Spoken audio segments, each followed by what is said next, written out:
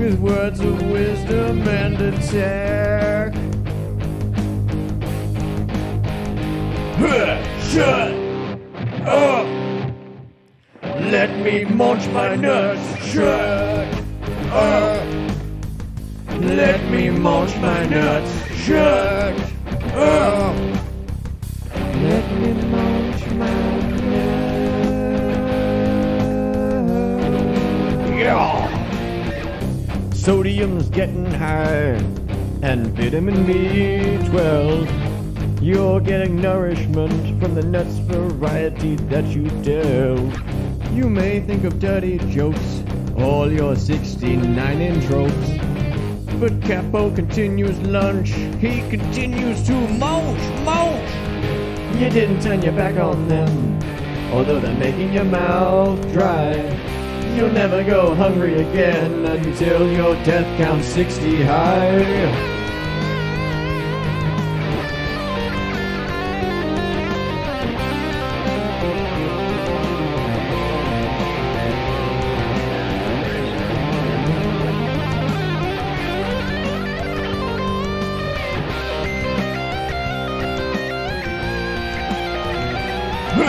Shut up!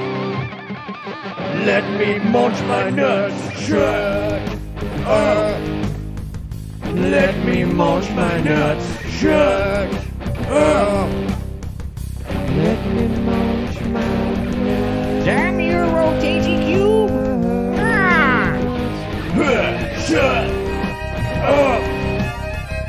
Let me munch my nuts. Shut up! Let me munch my nuts. Shut up! Let me munch my nuts.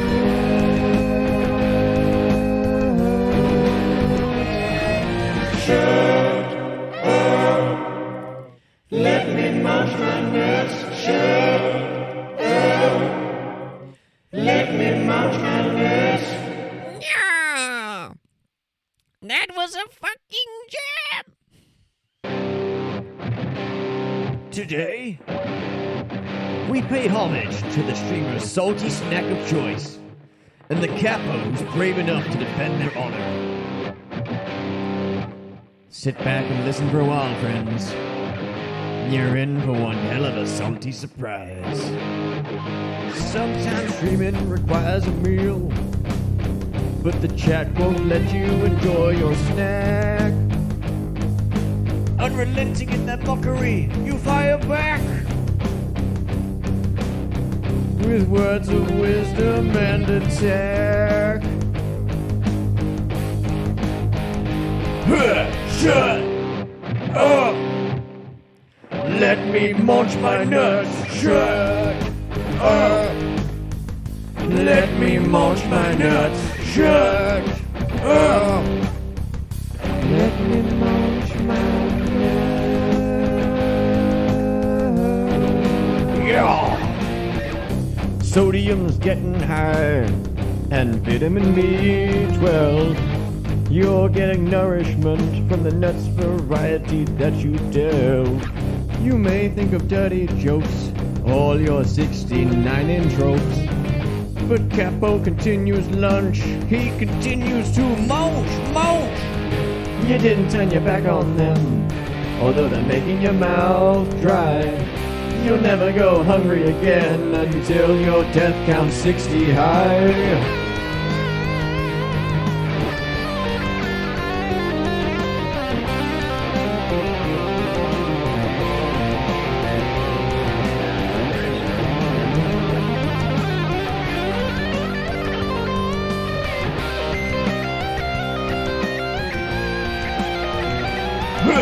Shut up! Let me munch my nuts. Shut up! Let me munch my nuts. Shut up! Let me munch my nuts. Damn you, rotating cube! Shut up! Let me munch my nuts. Shut up! Let me munch my nuts. Shut up!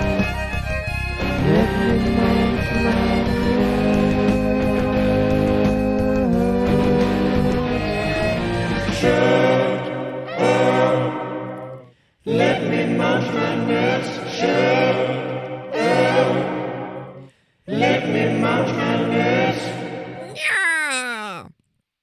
That was a fucking jam.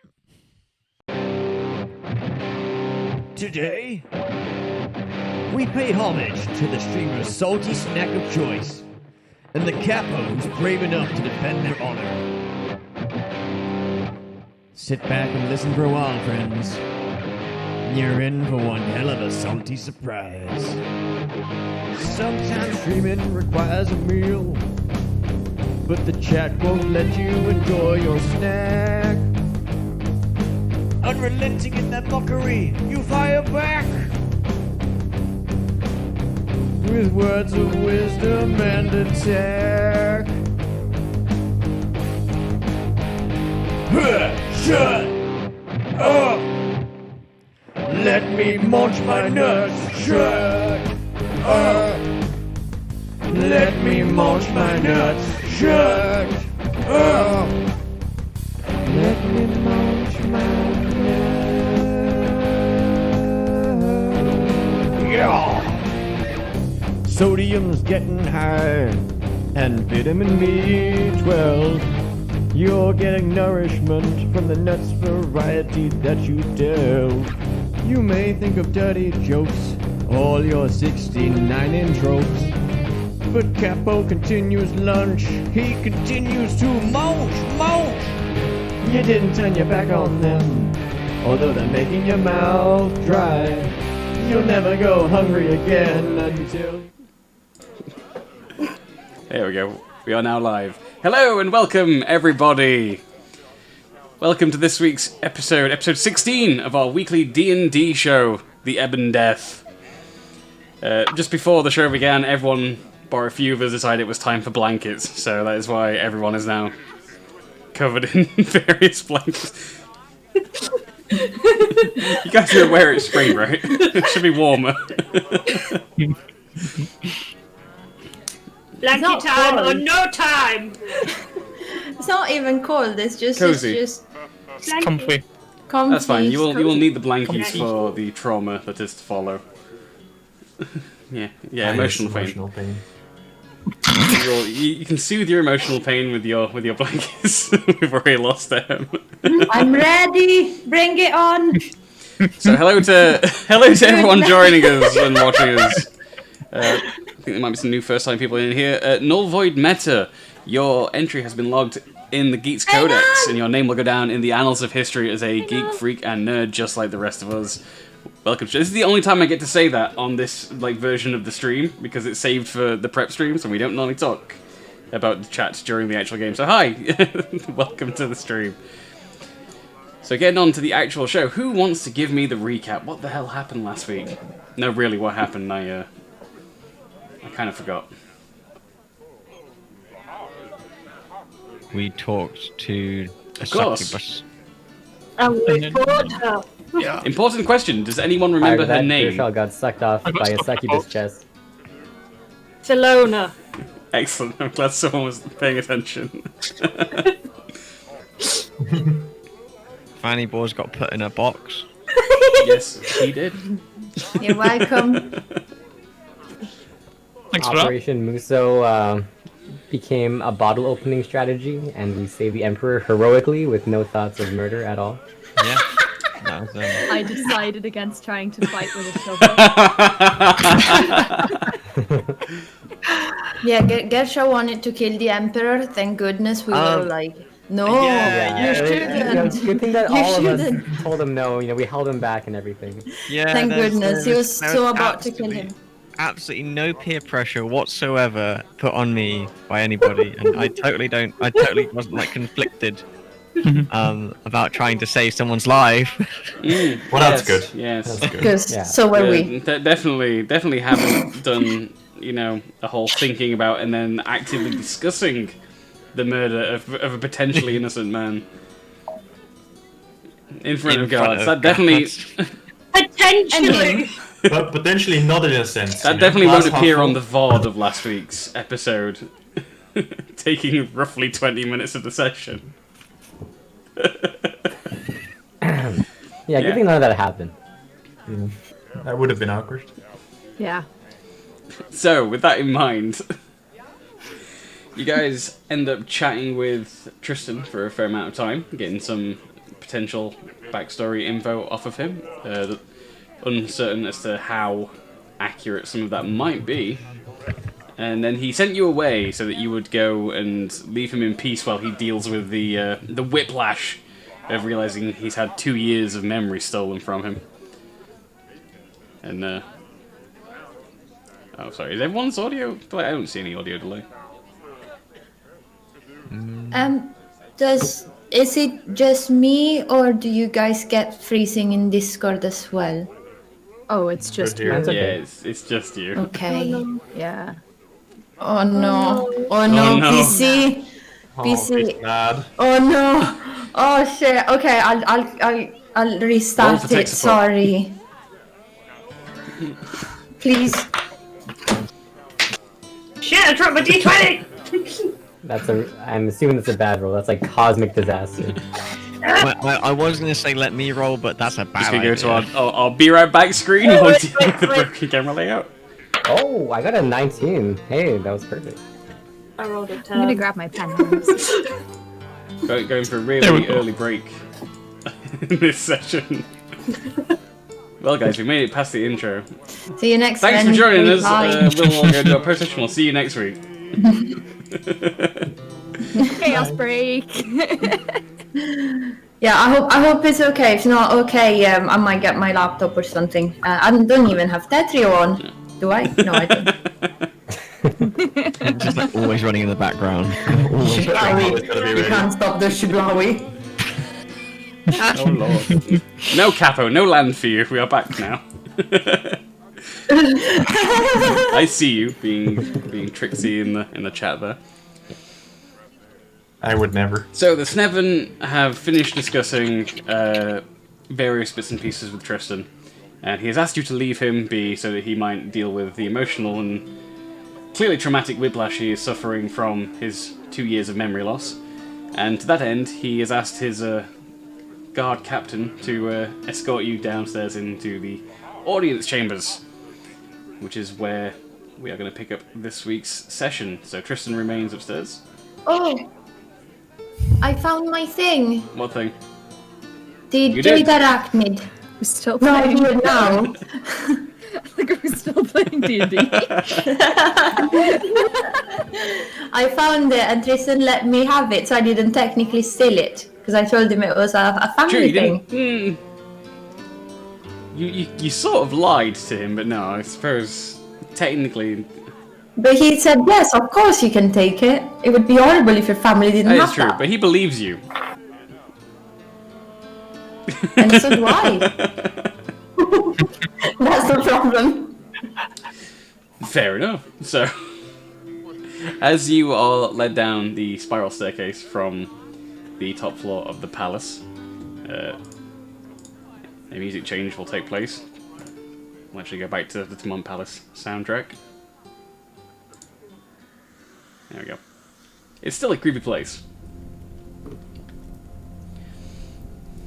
Fun. Indeed fun. So the seven of you find yourselves being escorted through the audience chambers and past the throne.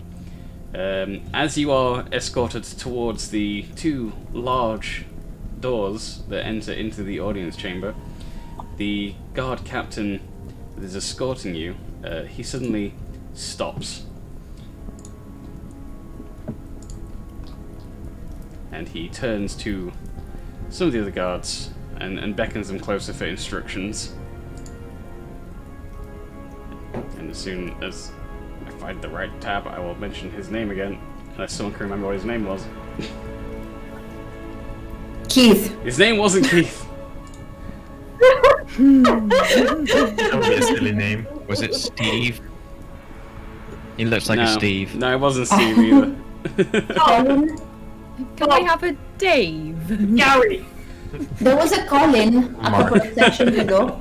Oh yeah. What happened to Colin? Is he I think okay? it was, if it wasn't Reginald, it's Reginald now. That's what I'm going with.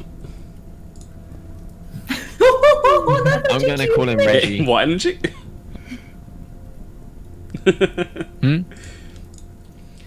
So as he turns to the closest guards, he whispers some orders to them, and they begin to rush upstairs, the path that you have just descended from. And he turns to the party and says, "Right then, off with you.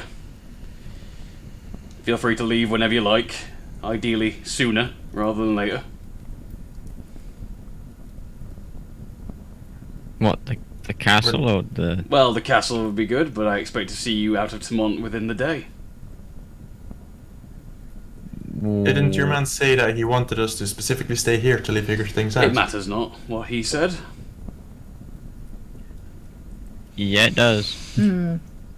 Tristan Staymont is no longer in charge here. And what makes you Why in not? charge? Because I'm the Emperor. No, you're not. This, my simple-minded friends, is what you might call a coup. Cool. And he gives you a very... It's not like what pigeons do. He starts to get frustrated with you now. He's like, I hope you can see how generous I'm being here. This is a yonk. So when you want to stage a coup right now when all this stuff's going on. What's your game, Reggie? And he glowers at you. And he says, "That is not my name. Do not call me Reggie." Okay, Reggie. Oh, sorry, Reggie. That's more And silliness. he strides Reggie. over towards the throne and takes a seat while he regards you. Some of the other guards already taking position beside the throne, flanking him on either side. And he again addresses you and says, "I think this offer is reasonably generous. You leave the palace and my sight, and you get to leave with your lives and whatever trinkets and gold you managed to take from the fool upstairs." This doesn't feel right, man. What are you gonna do? Like, with the war, with everything else that's going on?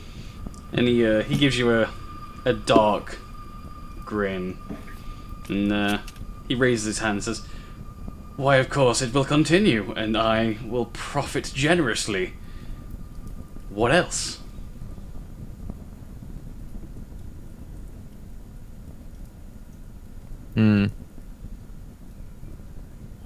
I don't know.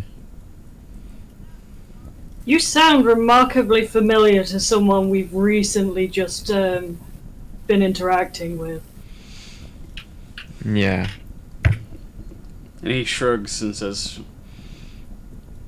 "I am through with your games. You either leave now, or you'll be escorted out of the palace forcefully. Failing that, I will have you executed." The guards are in the room. How many? How many There- guards? how many There are guards 8 total are there? guards, not including your man, Reggie, in the chair.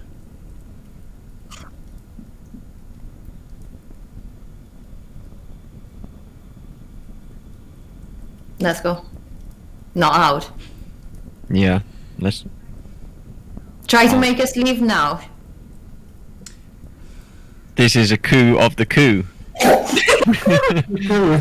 You actually want to fight despite not having had any kind of rest. A coup.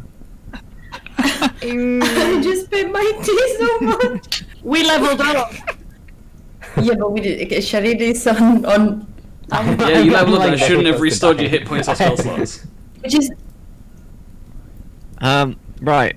I'm just gonna quickly pass a greater potion of healing to Shadi. No, nothing will help. I have 8 max HP right now. Oh. There We is need a to good rest. chance Shuri dies in this combat. right, so I can take my money. Is there a box we can put Sharid in? I'll touch him. It's Tiny okay. hut. Oh. You get a tiny hut him. I could tiny hut him, but tiny hut isn't that tiny. Tiny hut is actually quite large. Behind the party, Wait, how many doors are in and there out of are this throne two room? exits, essentially. One going back upstairs to where Tristan is, and one leading out of the room. Behind you, which is the door leading out of this room, the double doors, you hear footsteps and another 8 guards enter and line the wall behind you.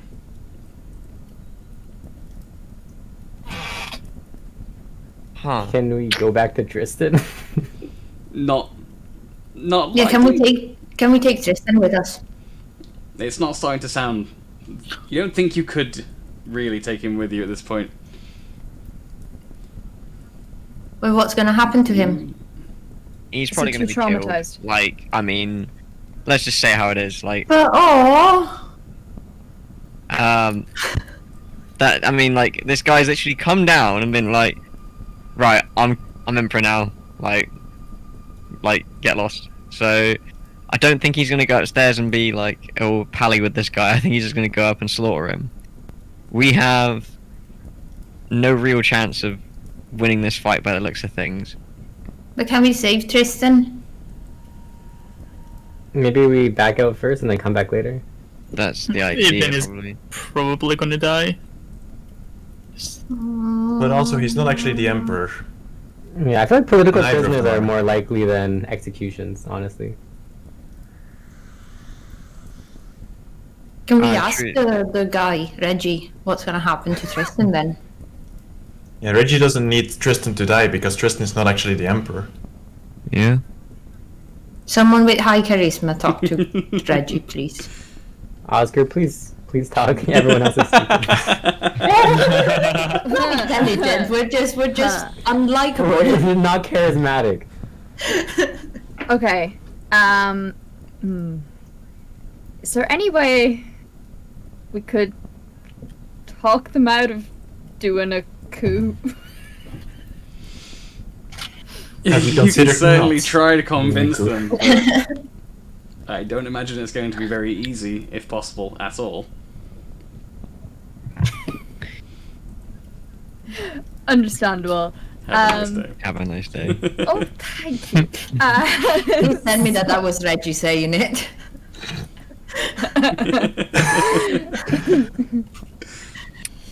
Hey, my main man Reggie. And he shoots you a piercing look and says, I've told you not to use that name.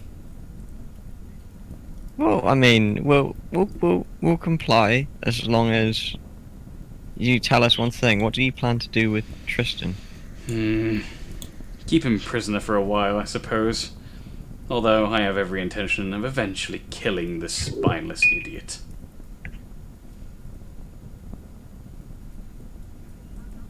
Okay. How long is a while?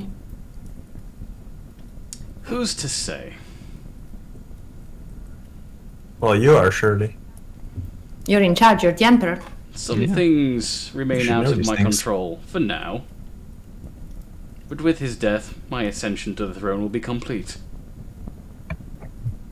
And how does it feel to make deals and stuff like that? Well, I'm the one sat on a golden throne, and you're the one being threatened with execution, so you tell me. Ah, well, you know.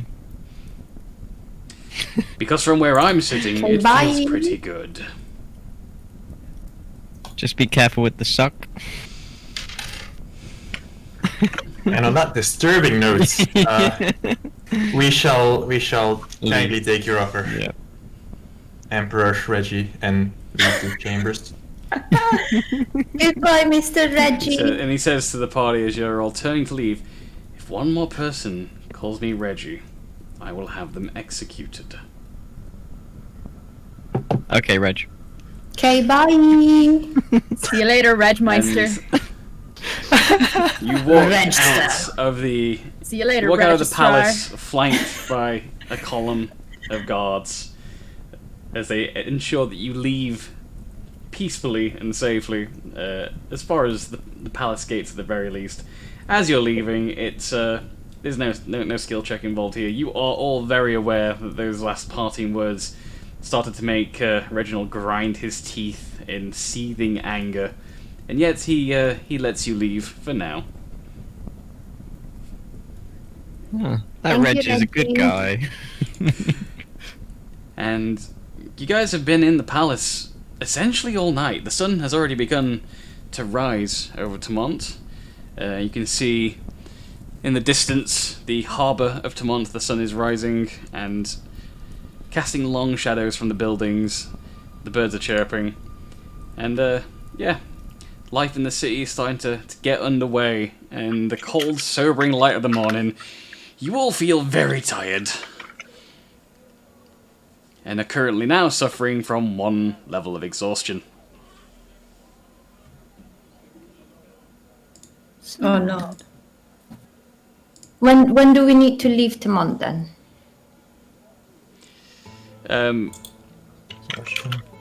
Reginald telling you to leave Tamont didn't give you a specific time to get out, just that he'd prefer if you were gone sooner rather than later, but you had to immediately leave the palace. Although, I think...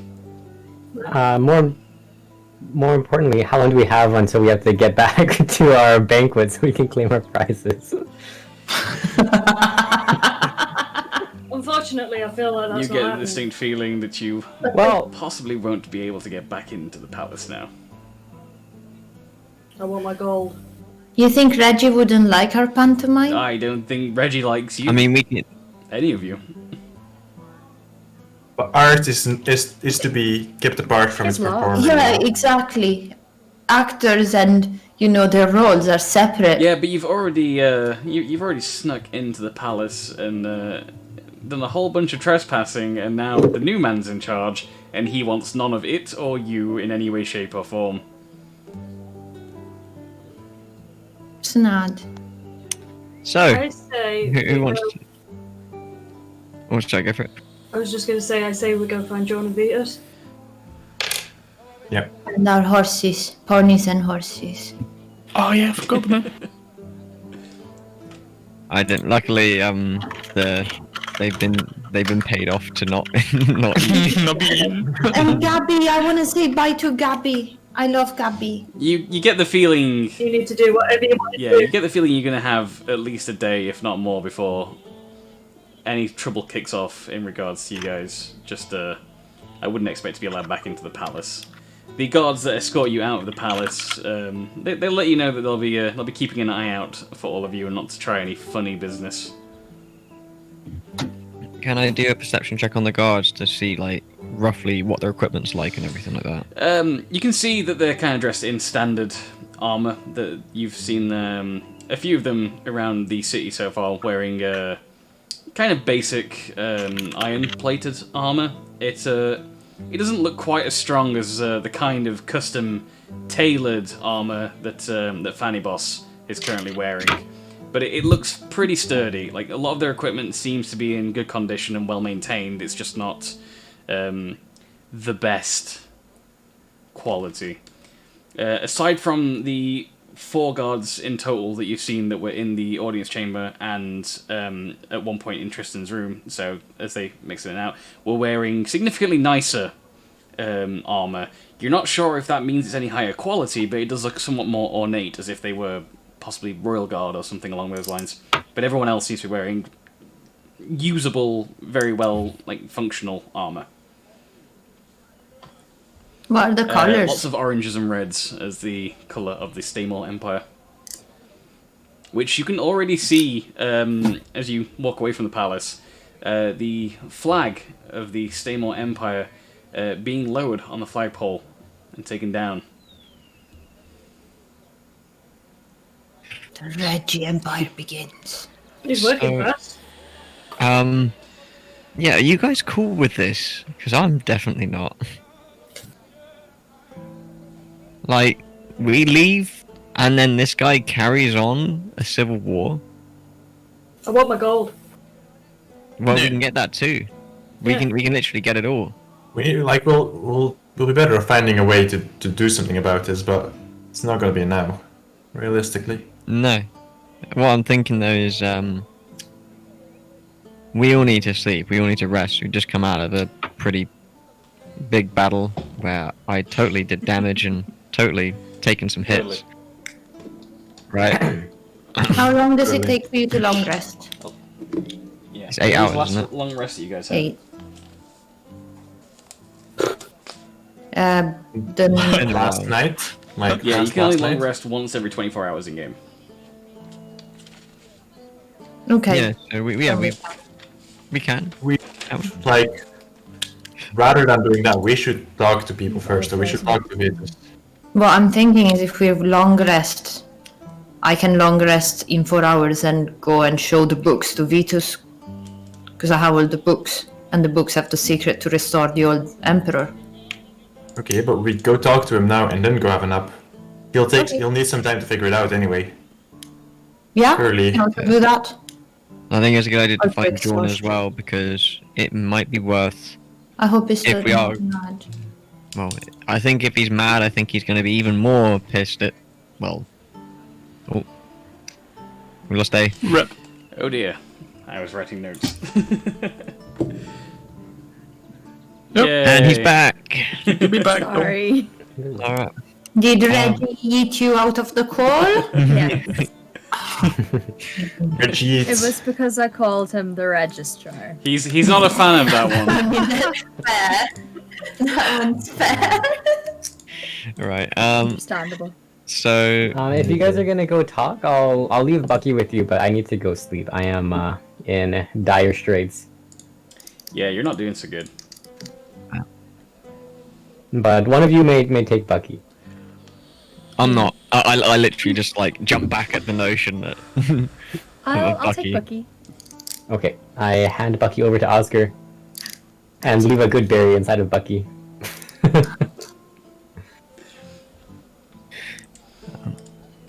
So, Shreed, where are you So heading? who's going to? We told Beeves and Hyonk that we were at the Red Mullet, or did we tell them that we were at the other place? Red Mullet. Okay, then I'll go to the Red Where's Mullet. everyone else going while Shreed's on his way to the Red Mullet? Is Jorn still in Red Mullet as last well? you were aware, Red John Mullet. was at the Red Mullet, yes. I'm gonna go to the Red Mullet as well then. Both John and Vitus I wanna were make my at the way Red to it. Mullet last time you saw both of them. Oh, But now it's morning. Are they gonna both be there? Probably. Okay. We used to probably be at the library. yeah, but it's only just gone morning, like. I'm pretty sure he might have slept at the library, woken up at the library, eaten at the library, and defecated at the library. I don't think he's left, like, as much as possible, you know. It sounds a lot like Vitus. Okay, I might make for the library then. Yeah. I'm gonna head for the library as well. Okay, so we've Yeah, got why two groups then. We've got one group going to the library, one going to the Red Mullet. I think it's a Yeah, 3-4 so- split, isn't it? So it's Yeah, Kershaw, that's Soccer, and Shreed heading to the Red Mullet. Okay, so we'll do library first. Oh, can one of yous go into the Red Mullet, take my thing, and leave it in my bedroom, please? Sure. Thank you, Solgra. Don't fucking No, and I give Solgra the key, and I also give her the key ring I left a month that I got from the souvenir shop.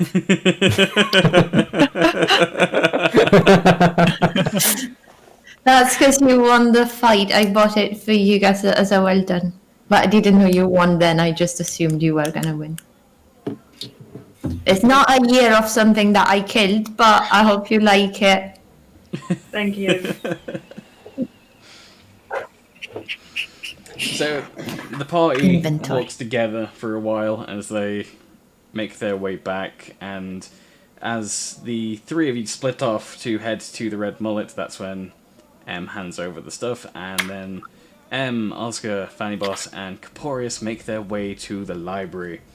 As you get to the arcane archives, stood outside is the now usual silhouette of a very old man looking very annoyed at seeing the four of you approach.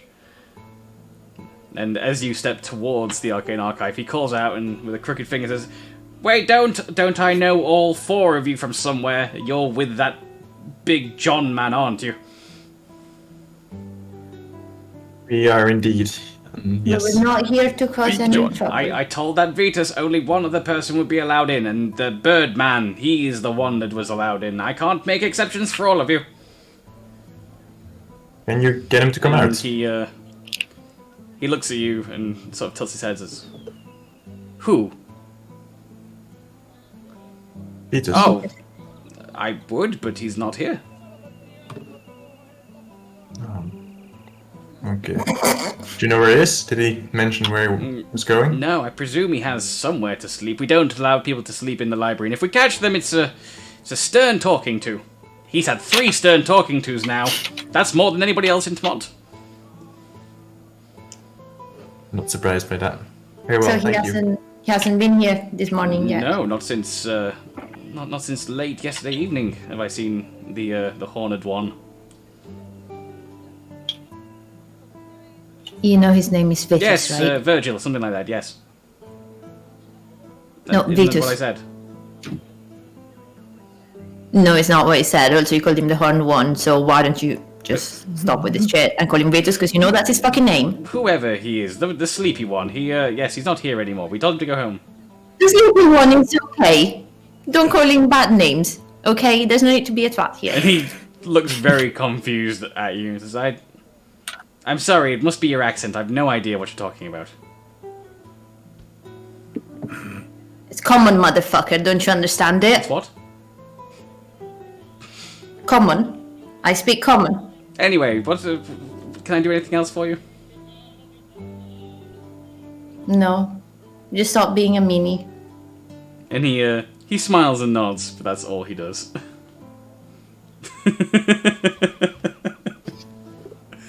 Okay.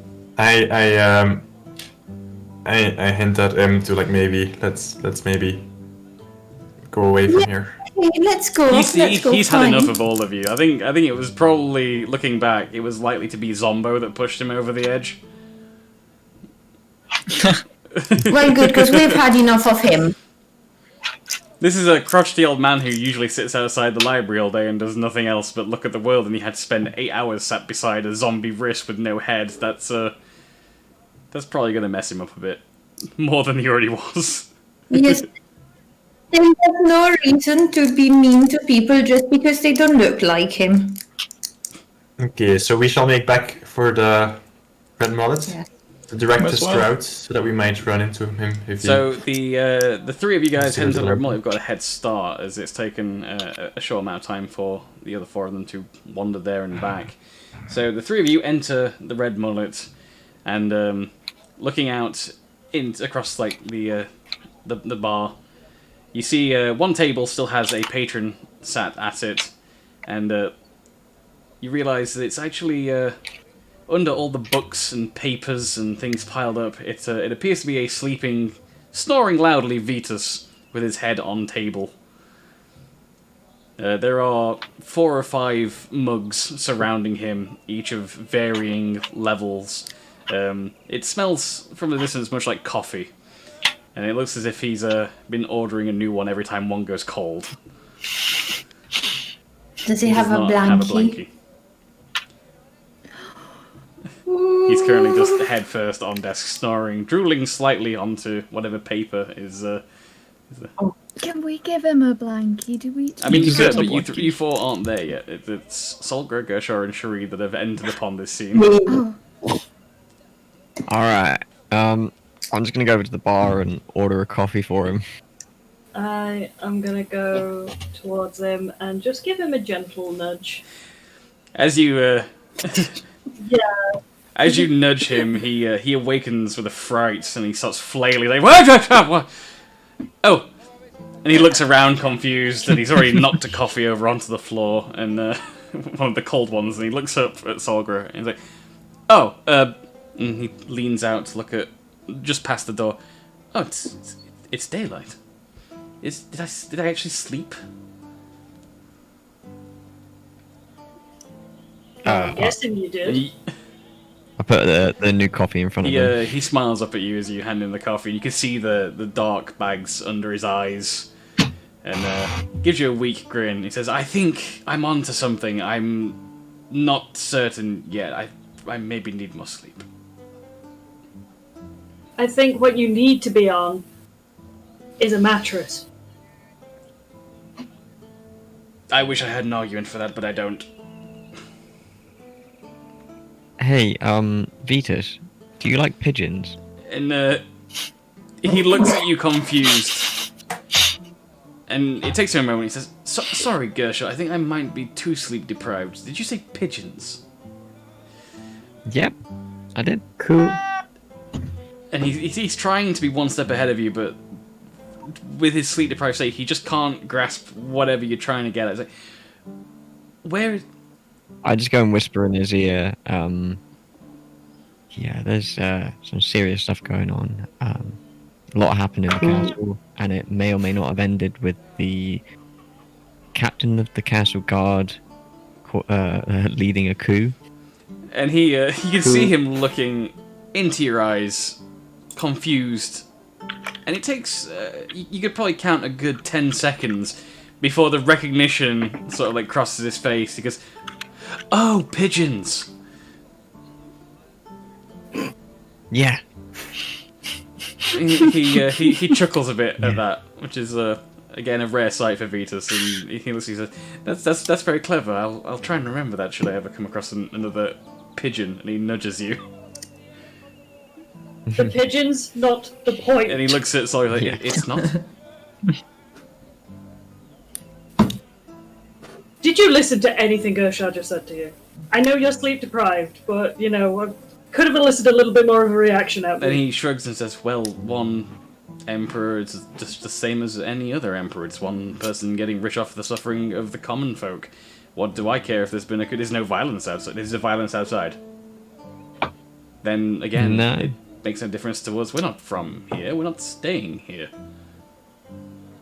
But the emperor was under control of a particular And he demon. wheels around to Gershaw So sorry, devil. and says, Devil. "And why Devil. wouldn't you lead with that? That is more interesting." Yeah, we fought with said devil. It was a succubus.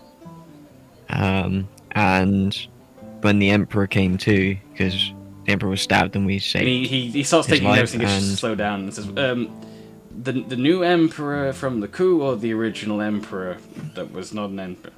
Original emperor. The Tristan. Staymore child, of course, yes. And he rested that. It's like, okay, so... Wait, is Tristan dead? No. He's Not alive. yet. But he now has amnesia and has forgotten that he even started the war with the orcs. Curious. The last 2 years have disappeared from his memory. It seemed like the succubus wanted to use the war to claim a lot of souls. And Vitus does his best to take in all this information, but you can see his hand slowing from his usual rapid speed at making notes as you tell him your updates. And he just begins to slump again a little bit over the table. Also, I'm not sure if it matters, but her name was Philona. I'm not sure if she's an important figure or And not. he tries to perk up. You can see him raising his finger and says, "Name is definitely important." And he yawns, like a real big yawn, and says, "But I'll be with you in a moment." And at that point, just sort of begins sleeping on the desk again.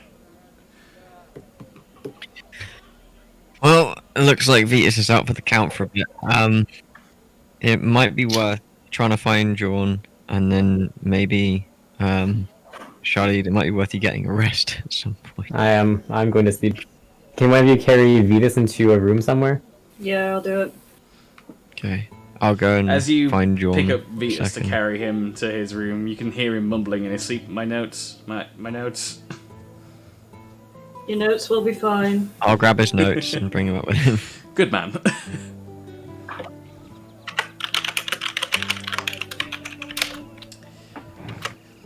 So it's just before you guys finished explaining everything to Vitus that the other 4 members of your party wander into the tavern, and the 4 of you arrive just in time to see Vitus head desk and begin sleeping.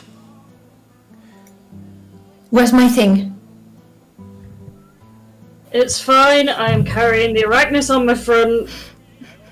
The thing's all slumped on my shoulder. It's fine. The Arachnus is with me. Oh my god. Thank I'm you. a strong girl. It's fine. I'll take it from you. Thank you. Thank you so much. And I take my stone spider thing back and hug it back. Do you want this keychain back? I'm kind of fond of it. That was for you. I got it for you. It was a present. Oh. Thank you. You're welcome.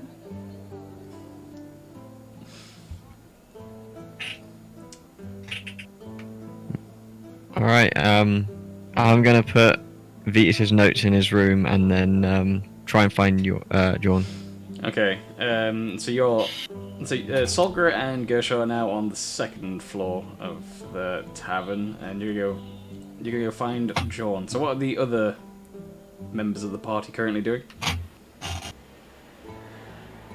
Yeah, We made it back to the the four of you tavern. walked into the tavern as I tell Vitus Gershaw was on to- the desk. Oh. So you've seen them go upstairs. I tell Gershaw to say "Ku" to Hyonk for me, and I go to bed. I will indeed. Ku to Hyung. Okay, so Sharid is going to be out of it for 8 hours. Which, those of you staying awake, again, you're all going to suffer that level of exhaustion if you don't sleep now, essentially. I'll take a long Oh, rest. I'm gonna lock my door before I go to bed. Yeah, I just kind of want to speak to John before we go to sleep. Okay, yeah, we'll get to That's them. I fine. just want to know what everyone else is planning to do, just so I've got Oh, yeah, an idea yeah, in my yeah. mind of where you're all going and what you're all doing. So we've got Sharid going to sleep, we've got Solgra going to sleep. Was that what you said? I'm going with Okay, so the Gershaw two of you speaks doing so John. John and Em, what are you up to?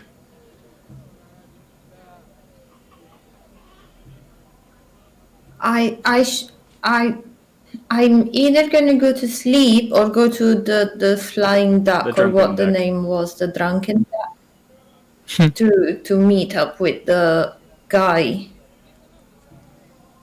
my friend. That is not Yeah. Jacob, it's the other one. But maybe I should sleep first, and then in 4 Yeah, you hours could set I off, can go. 4 hours early than everybody else if everyone was to rest, so yeah, you could do that. Okay, Em I'll do begins that. meditation. Oscar, what are you planning to do? I want to do the same, but the first thing I want to, I also want to meditate, but I would first like to catch up with Bucky. Because we haven't chatted in a while, and I would like to ask him what he thinks of the whole situation, or ask them what they think of the whole situation. So you're speaking directly to Bucky, to the bucket. Yeah, to the bucket. Okay, so as you before you begin meditating, as you sit holding Bucky closely, looking at the smiley face carved upon the front of the bucket, for a while you don't get a response. You don't hear anything. After about 15 minutes, before you're almost about ready to give up trying to communicate with Bucky for today, you don't so much hear a voice as get a strange feeling. Something is urging you, potentially telepathically, to scratch at the bottom of the bucket. Okay, scratch at the bottom of the So bucket. I feel like that's like kind of. That's kind of weird. I'm gonna ask consent before I do this. are you doing this? And he told I'm gonna just, ask Bucky outright. Are you okay if I touch your butt? Again, you get no immediate response, and then after a short while, you get no Okay. further response either.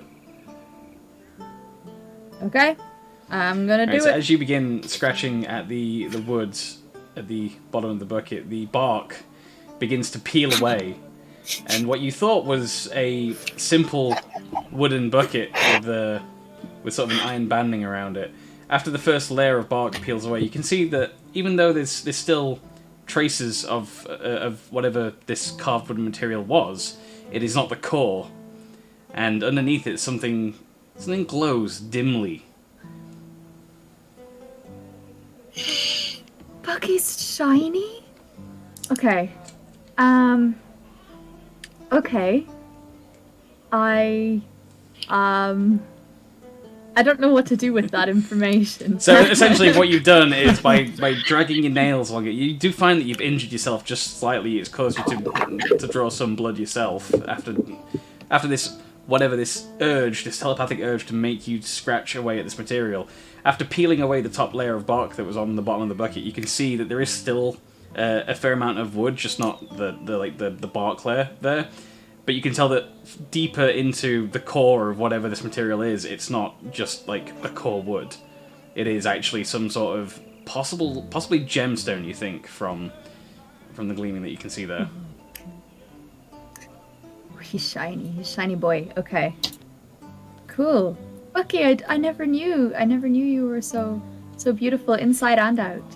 You don't get a response, but the well, I know we the believed in you. telepathic urge that you were yeah. sort of being given to scratch away at this material, it's subsided for now.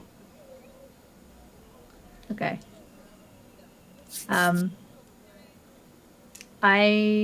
not sure what else to do, so I think I'm gonna meditate for now and tell the party about it later.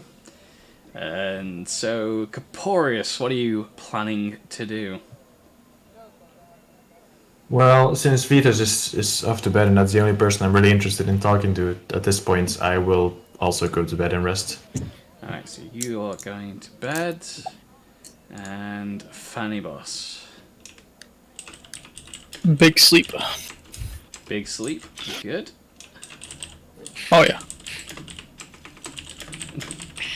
Sorry. We'll get to the John thing in a moment, guys.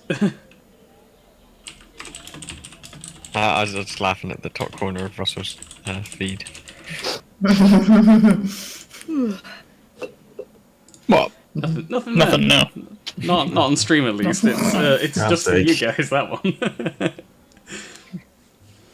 Easter eggs. Yep. Okay, so that's everyone accounted for bar Gershaw and Solgra then, who are going to go track down Jorn. So the two of you make your way towards Jorn's quarters in the tavern, and find the door to be slightly ajar.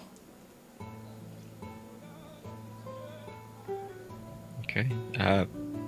Knock on the door.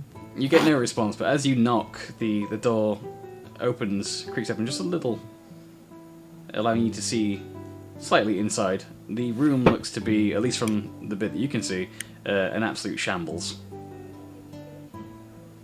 Okay. John, we're coming in. After a moment, you receive no response. We're going in. Yeah. Can I like quickly go downstairs, order a beer, and then like sort of like put it by his nose? As you enter the room, you find the room to be empty and devoid of any persons. The room is an utter tip. Though Solgra, you'll know from having known John for a while that this is not entirely unlike John to have something of a messy room. Although you're instantly drawn to a piece of parchment on the bedside table.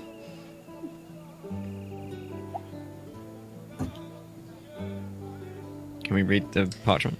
So, Gershaw, you approach the parchment, and looking at it just from a distance, you can tell that whoever wrote this is not used to writing, or using any kind of writing implement on a regular basis, and it looks more like the ham-fisted scrawls of a toddler. But it'll take you a couple of minutes to decipher this. Solgra, however, you're kind of used to reading the few notes left by John in your time knowing him, and have picked up a knack for translating his scrawl into legible common. So having a look at it, you are able to decipher quicker than Gershaw that the note simply reads, "Left to Mont, gone good to tell Vitus."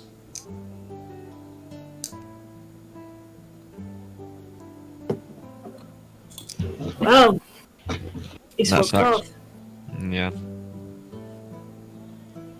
I mean, So if we're gonna do anything immediately, we won't have any allies by the looks of things.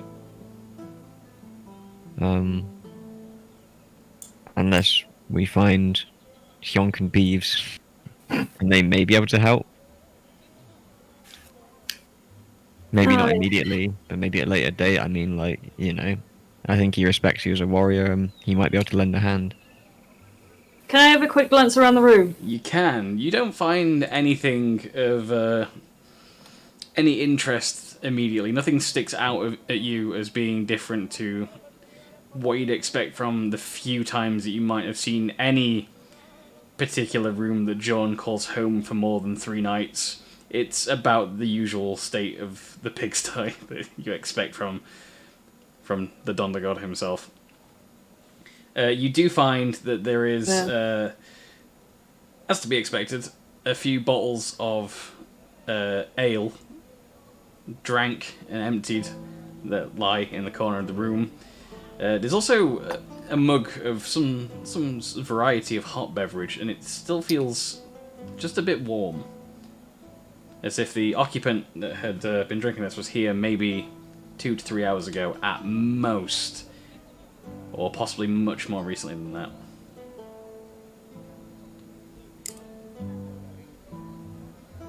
This is still warm. Do you reckon we'll have a chance of catching him if he's You don't reckon already you'd have left? a chance of catching him if you still left? No. Okay. Well, We might as well hit the hay and wait for Vetus to get up. yeah, I think that's a good move. Should we maybe leave a note for Vetus before we do that? Because we do need to talk to him. And if he wants to leave as well immediately, that's not going to be a good move to go searching for him.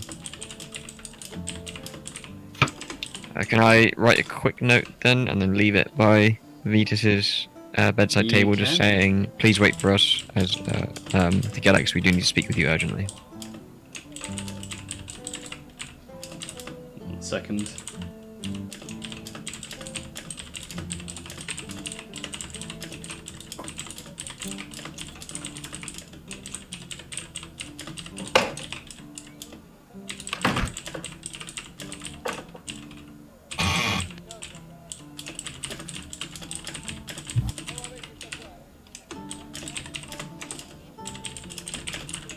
Aggressive note taking. Sorry, Yeah. now that I've written that out that needed to be written, where are the rest of, what are you two doing? You've written the note and you're leaving it for Vetus. What are the two of you plan to do now? Bath, bed.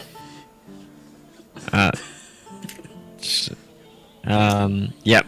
General hygiene practices, including quickly brushing my teeth.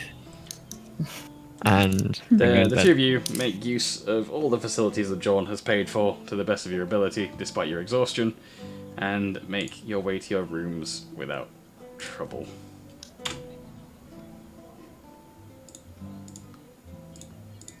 Which is good, because that was what I was planning for when I was typing. Alright. So, the Sneven managed to get their required rest and are all going to be back up to full HP, no exhaustion, and Sharid is now free of the huge problem he had with maximum hit points. But of course, M and Oscar will be the first two to be able to do stuff with only half the time required. So you guys have got 4 hours between your completed meditation and the rest of the party actually being able to get involved with whatever you're planning to get up to, your hijinks and whatnot. So, Oscar, what do you plan to do? What do I plan to do? I need to tell the others what happened with Briggy. With who? Or with Briggy? What happened with me? Nani? It appears that Augur may have scratched your butt. This took a turn I wasn't expecting.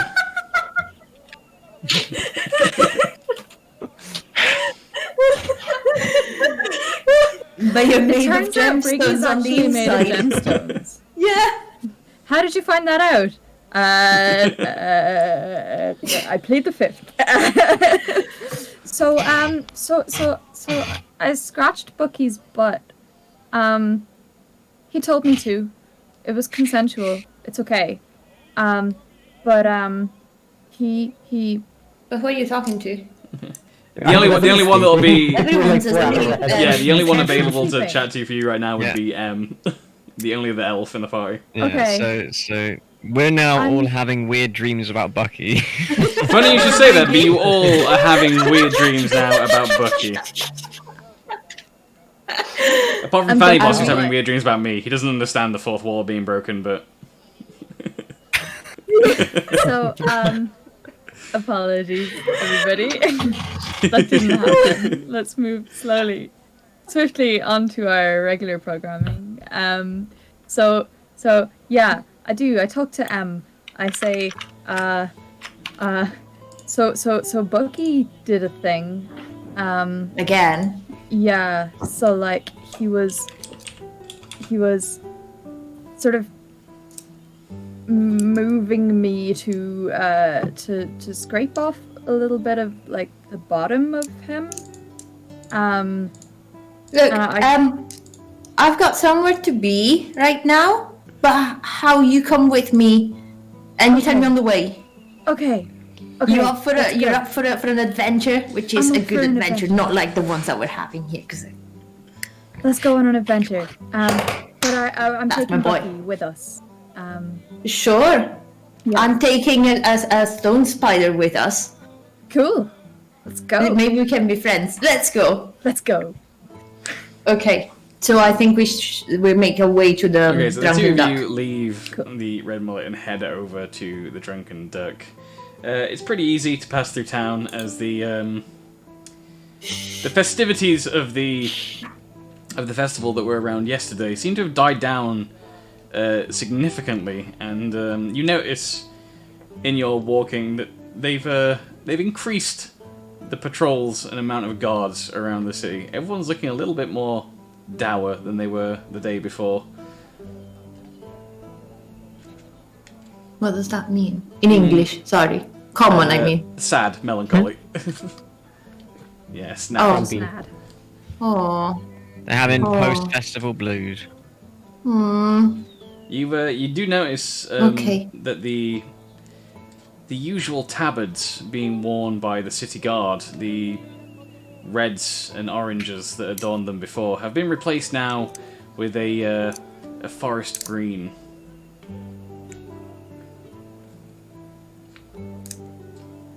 Wait, is he gone? Because I was looking forward to continuing the thing, but did he have Did he have that He thing? didn't inform me about needing to be spontaneously musical this week prior to the session. I don't know if that's what's happened. That's okay. I mean, I can do my thing and then talk to you on the way Possibly, back, yes. maybe. Okay. I like to thought that you were mid conversation. It's like, hold up. I got this jam. Disappear. I'm like, I'm sorry, I'm the one who does that. Oscar's still walking with you. Just Oscar is completely and utterly zoned out. And so what are you saying? I walked to Oscar when I. Yeah, So. Where are you from? and Oscar remains uninterested in conversation and just zoned out. You're not sure why. Never mind, I didn't care that much to know anyway. When he watches the pod back for this. He started it! So you make your way to the Drunken Duck.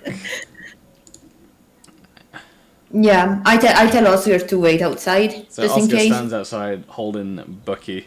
Because doesn't know anything. Yeah, just looking to Just say. kind of looking off. Doing his best Zombo impression.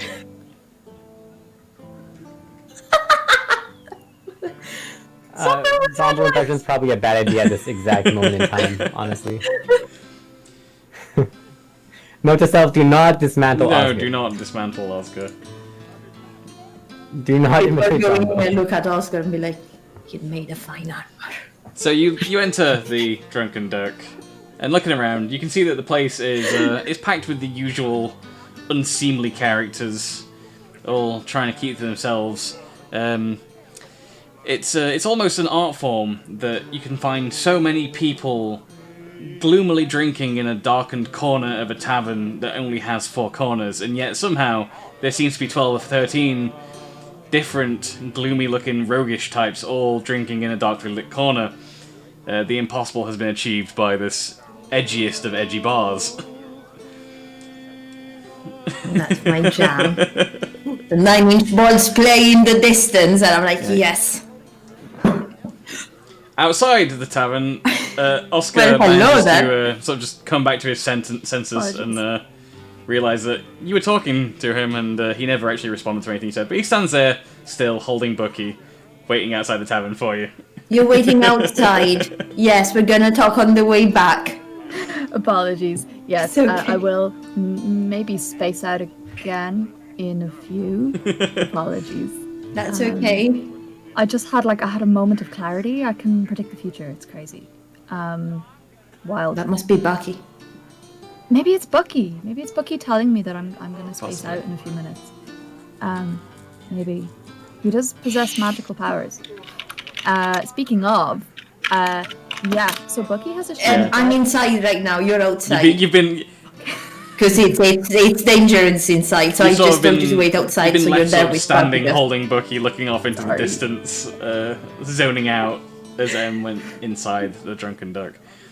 So as you look around the Drunken Duck, as I mentioned, it's full of unsavoury types and everyone looking about as edgy as they can look in a medieval tavern. And none of them are the first to speak up to you upon seeing you enter. Everyone seems to think that they can out-edge any other rogue in this tavern by remaining entirely silent until the bartender sort of sighs to himself as he looks at you and beckons you towards the bar. Okay, I'll make my way. And he nods at you and says, I assume you're here to fulfill a job? Yes. And he looks around at all the different hooded rogues, and he leans in and whispers to you, like, do you know which one's yours? The half elf one. And he looks around, gesturing at all their hoods, and says, I don't know about you, but I can't see any of their faces. Can I see their faces? Because I'm You tiny. get a bit more of a look. You, as the barman leans over the bar, he says, if you can get at least half of these rogues out of my bar, so I can get some regular patrons in here that aren't quite as gloomy, should I say, I'll give you a free drink. I've got plenty of money to buy me a drink, thank you. Can I smoke inside here? Is that And he okay? thinks for a moment and says, if you can get rid of about 7 rogues in here, I'll let you smoke wherever you want. Wait, so I'm allowed to smoke in fancy places, but I'm not allowed to smoke here where He everyone's leans in dodgy? closer for a whisper and says, I get it, alright? The Drunken Duck, we've got a reputation. This is where the rogues come. This is where the Thieves Guild operate. But come on, there's going to be no regular customers if everyone tries to sit in a darkly lit corner and commit some sort of crime business on the side.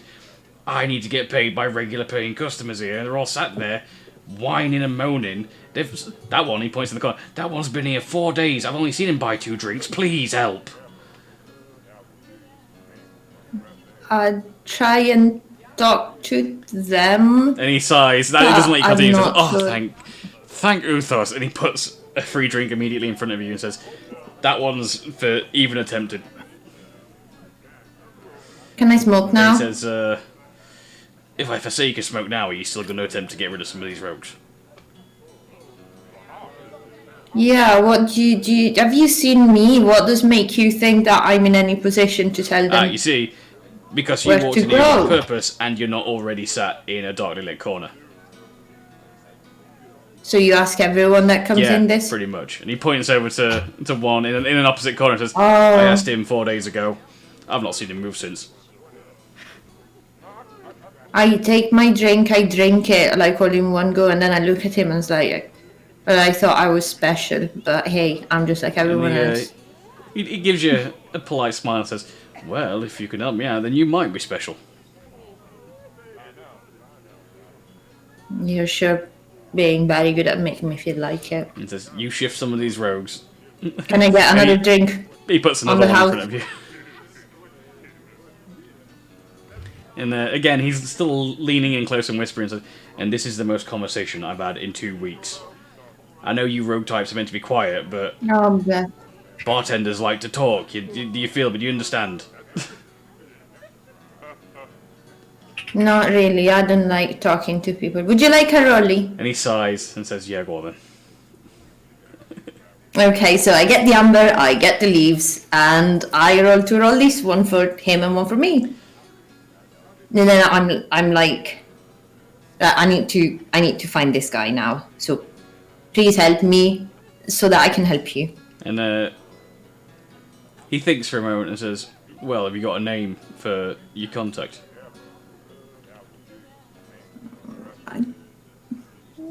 Do I have a You never name got a for name. my contact? I never Yeah, got a okay, name. Okay. He's elven, and I think he doesn't have an eye. He's So, missing an eye. wide elf. Anything else? Who's he meant to work for? What guild are you with? Jacob. is it?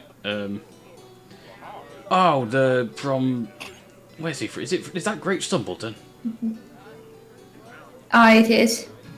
And he stands tall behind the bar and he roars out to the entire pub, like, "Oi, GST, jobs come in!"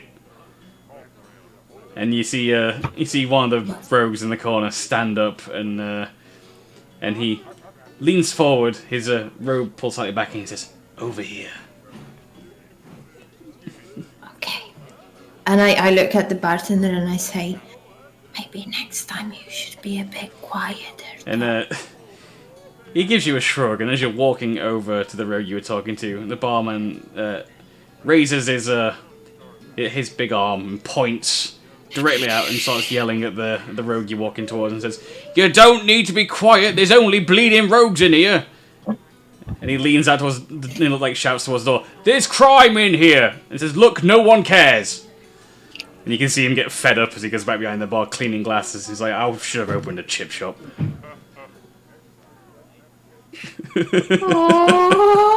Oh. Fine. In character, I'm not keen, so okay. Let's do it. Let's do it. So you sit with this roguish type as you don't recognize him. He seems different than the other chap that you met a few days ago, but he seems to know exactly what you're here for.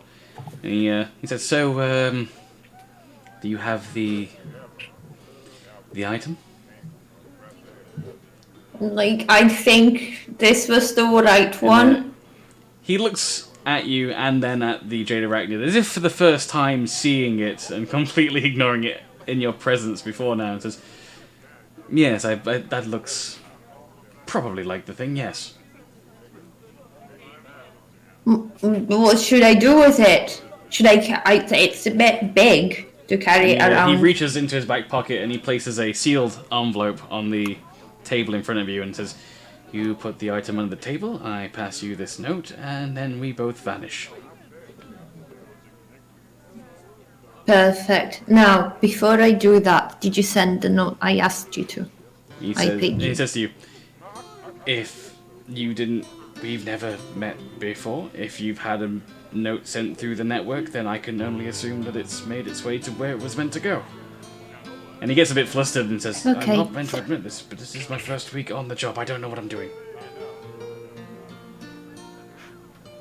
It's okay, me too on this And it- continent. Or this And he sighs a world. breath of relief, like, "Oh, thank God, it's not just me."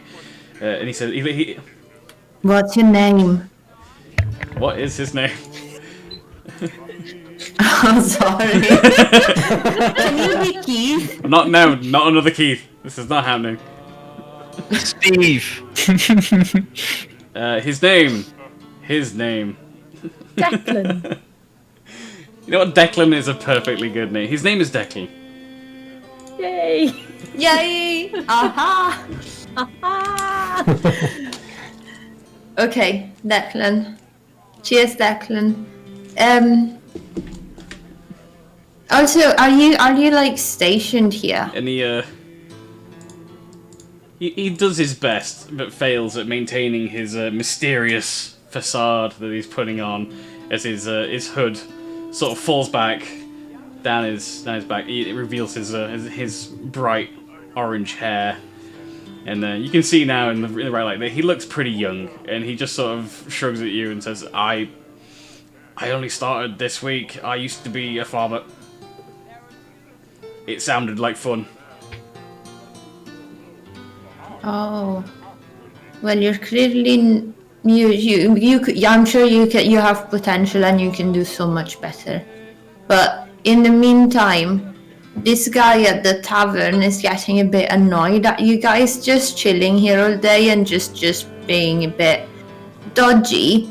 So maybe every now and then you could go somewhere else, or because this poor guy's business is not going really well, and if he plus the situation here is gonna be a shit show in like no time because there's stuff happening that you have no idea yet. But if this place closes, where the fuck are you and your mates gonna go? Three Do you other think about rogues that? without your noticing, all appeared on all sides of you, sort of surrounding you, and they're all leaning in. And the first one, right beside your shoulder, he pulls his hood down. You can see that again. He looks fairly young, and he looks shocked. He says, "What do you mean shit show? What's this about a shit show?" There's some stuff going on that is not good, and you'll know very soon. And as you're talking, the shorter one on your left turns behind him and shouts across the bar to one of the other dark-lit corners and says, "Oi, Craig, get over here! Apparently there's a shit show going down." It's not a fucking shit show. Oh my god! Oh my god! That's terrible. Before you realise that you are now flanked on all sides by about 11 different hooded figures who are all crouching down and getting close and listening in. They're all going, what do you know? Why are they crouching down? Because I'm tiny. That's so fucking rude. There's like a multi-tiered effect going on. The taller ones are still standing, but you're now absolutely surrounded. Like, the one corner of this bar is now just all these rogues and you kind of in the centre. And they're all leaning in, whispering, but all whispering in unison, asking, "What's this about a shit show? What's going on? Like, we got job security? Oh no, do we have job security? What? If you know something, you meant to tell us." First of all, I'm not meant to tell you shit. One looks at the other and says, "I think he's got a point. I don't know if he has to tell us. Could you please tell us?" Well, it was worth a try. But what I will tell you is that you will know everything soon enough. Also, first of all, he is your mama, I'm not a he. Second of all, you guys here are not being absolutely good at this poor guy at the tavern. Now, you can go and steal shit and do stuff, but if you want to hang out, I suggest you find a different place, because this place is going to go out of business very soon. And then if you want to come here and catch up with good old whatever his name was, I forgot to ask him. You can't because you can't because this guy probably will kill himself. Is that what you want? You want to steal stuff? You've been on a job 1 week and then have the responsibility of this guy hanging from his fucking tavern. All of the rogues kind of like stare on in shock at you, like after they've had a proper telling off. Apart from somewhere in the back, probably a shorter rogue that you can't see, you just hear a voice from behind being like, "But aren't we meant to be morally grey?" Yeah, but still, how would you sleep at night if someone killed himself because of you? With potions. You're so fucking dumb. Get your head out of your fucking ass. Like, everyone just chill. You just started the job, enjoy it. Whatever. But I suggest if I ever come back here... Roll an intimidation check for me. And you're... Uh-oh. Uh-oh. This is the first roll. Oh, no. Ooh, 15. Nice. So yeah, at this point, with your very proper telling off of all of these novice-looking rogues that you've encountered, they all have the decency to look ashamed of themselves, and they're all standing very quietly around you until one eventually pipes up, that being Declan, who you were here to see. He says, well, what should we do then? How about you can keep doing your deals here or not, but just not be mean, don't scare other customers, and maybe sometimes hang out somewhere else. And if I ever make it back here, and I found you guys with your asses here getting free drinks from this guy without even paying, considering how much Jacob is fucking paying you to do your fucking job, which you're clearly not doing, I'm gonna slit your fucking throats while you're sleeping because of your stupid potions. Okay, now I'm gonna get my envelope, give you the thing, get the fuck out of here, cause I'm fed up with this. Here's your morally grade. So, I feel so bad. as you stand to leave, the group parts immediately, allowing you to just walk and stride between them. As you're about to leave the tavern, the rest of all these thieves and con men and rogues that stand in the corner remaining silent. The barman looks over to you and gives you a nod and a wink, and says, "Cheers for that." And say that's how you should do your job, by the way. Bye. He gives you a wave, and out you go. You leave the Drunken Duck with your envelope. Light of 1 Jade Arachnid. Yay, I can finally walk. And Oscar is still in trance outside of the thing. So is someone else doing something else right now? Because I can't talk to All Oscar. sleeping. How are they sleeping, Briggy? Can you tell us what's going on while they're sleeping? Solgra is not having the greatest night's sleep. Shareed's sleeping pretty happily. Gershaw, no one knows how Gershaw sleeps and how he is dealing with his sleeping situation, but we can all confirm that he is on the floor. For certain. Tiny Boss is perpetually in a drunken haze and sleeping like a dwarven baby. Which is to say, like a slab of rock. Yep. And Caporius' sleep keeps getting interrupted every couple of hours for reasons unknown. Is he hearing voices? I can neither again? confirm nor deny if Caporius is hearing voices. And now, Well, Oscar, Amy's back. you're currently standing outside of the Drunken Duck in kind of a spaced out trance, right up until the point that the door opens and slams closed behind you as you turn to see M leaving the Drunken Duck in something of a huff. Oh shit. Have other people left as well? Not yet. If you turn around now, you can kind of see into the tavern that they're all kind of just staring at you, kind of maybe waiting for you to leave before they do. Okay. You put fear I turn into back. these novice rogues.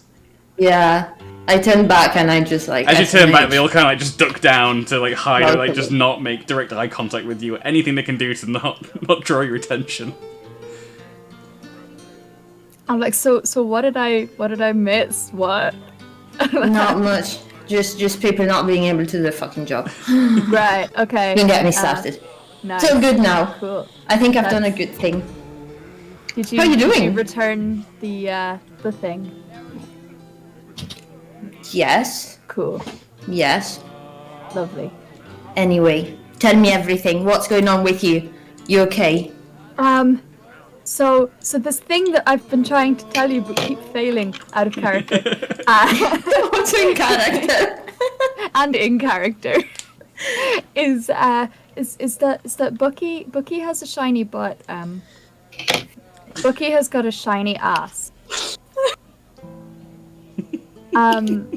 Nice. That's the long and Do you short of like it?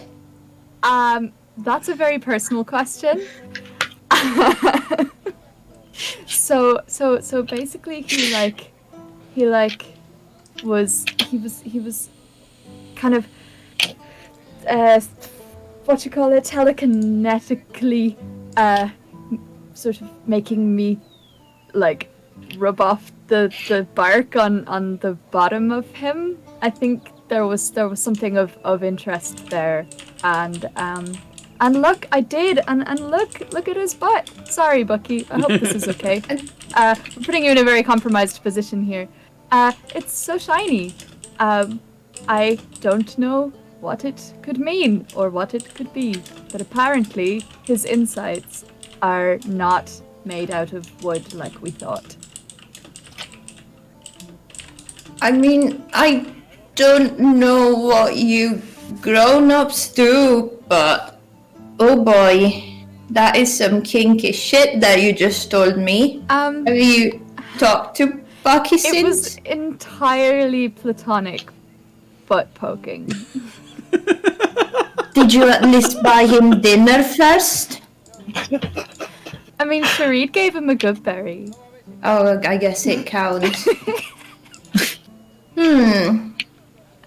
Have you considered returning Bucky to the original owner of the bucket? Who was the original owner of Bucky? And also, no, he's my friend. Fanny Boss was.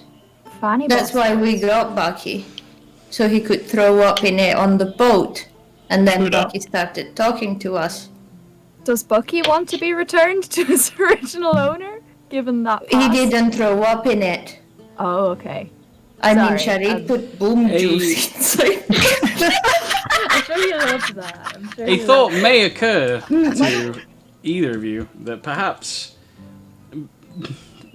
Fanny Boss wouldn't count as Bucky's original owner. Well, I mean, yeah, because the Bucky was there before Fanny Boss owned. Bucky existed at the beginning of time, from what everyone keeps saying. When Utos created stuff, and then Bucky As he was was there. in the beginning, is now, and ever shall be. Bucky without end. Can I try to have a perception check or anything on Bucky? Because I also have never done anything with Bucky since I stole it from Fanny Boss at the beginning. Well, again, it's not a matter of asking for perception checks. What are you trying to look for? Because currently, as I'm aware, Oscar, you're holding Bucky right now. Yeah. Yes. Not perception check, just seeing if I get any vibes. You're not. Neither of you are getting Like any vibes everyone. at this current moment from Bucky. Oscar, are you just holding Bucky as sort of as is as a bucket, like the scratch pot down? I'm holding him the scratch part down, although I did briefly sort of tilt him So- to show to show. So when you tilted Bucky, you would have seen the bark peeled away, but you wouldn't be able to see whatever it is that Oscar's so enthused about in terms of this potential gemstone. It just kind of seems like wood to you, any other kind of wood. Oh, only I can see it. Yeah, can I know gemstones pretty well. Can I inspect? And I swear to Luna that I'll fucking give it back to you. 'Cause I've Oscar, got have you looked better at things that to steal. area of the material of Bucky at all? Why are we calling Because it I'm that? refusing to go along with this butt idea, but you guys are forcing it, so... I'm gonna inspect Bucky's butt. Okay, so This Can I is- look with you? I'm gonna Right. ask you to give him some privacy. I think that this is something he wants only me to see. Okay. But I'll turn will around. report back. Yeah, thank you, Em. You're so at welcome. this moment, as you inspect it, you also cannot see the kind of gemstone inlay that you could see last night. Really? Can I look back? His butt is normal again. I What? repeat, Bucky has got a normal ass. Well, that depends on what you constitute, like what for you is weird. Can I Well- look at his butt? I mean, I guess. Okay, Bucky, can I look at your You get butt? no response from Bucky. I'll just look. Looking, it seems to you as if it's 100% a regular bucket. Can I touch?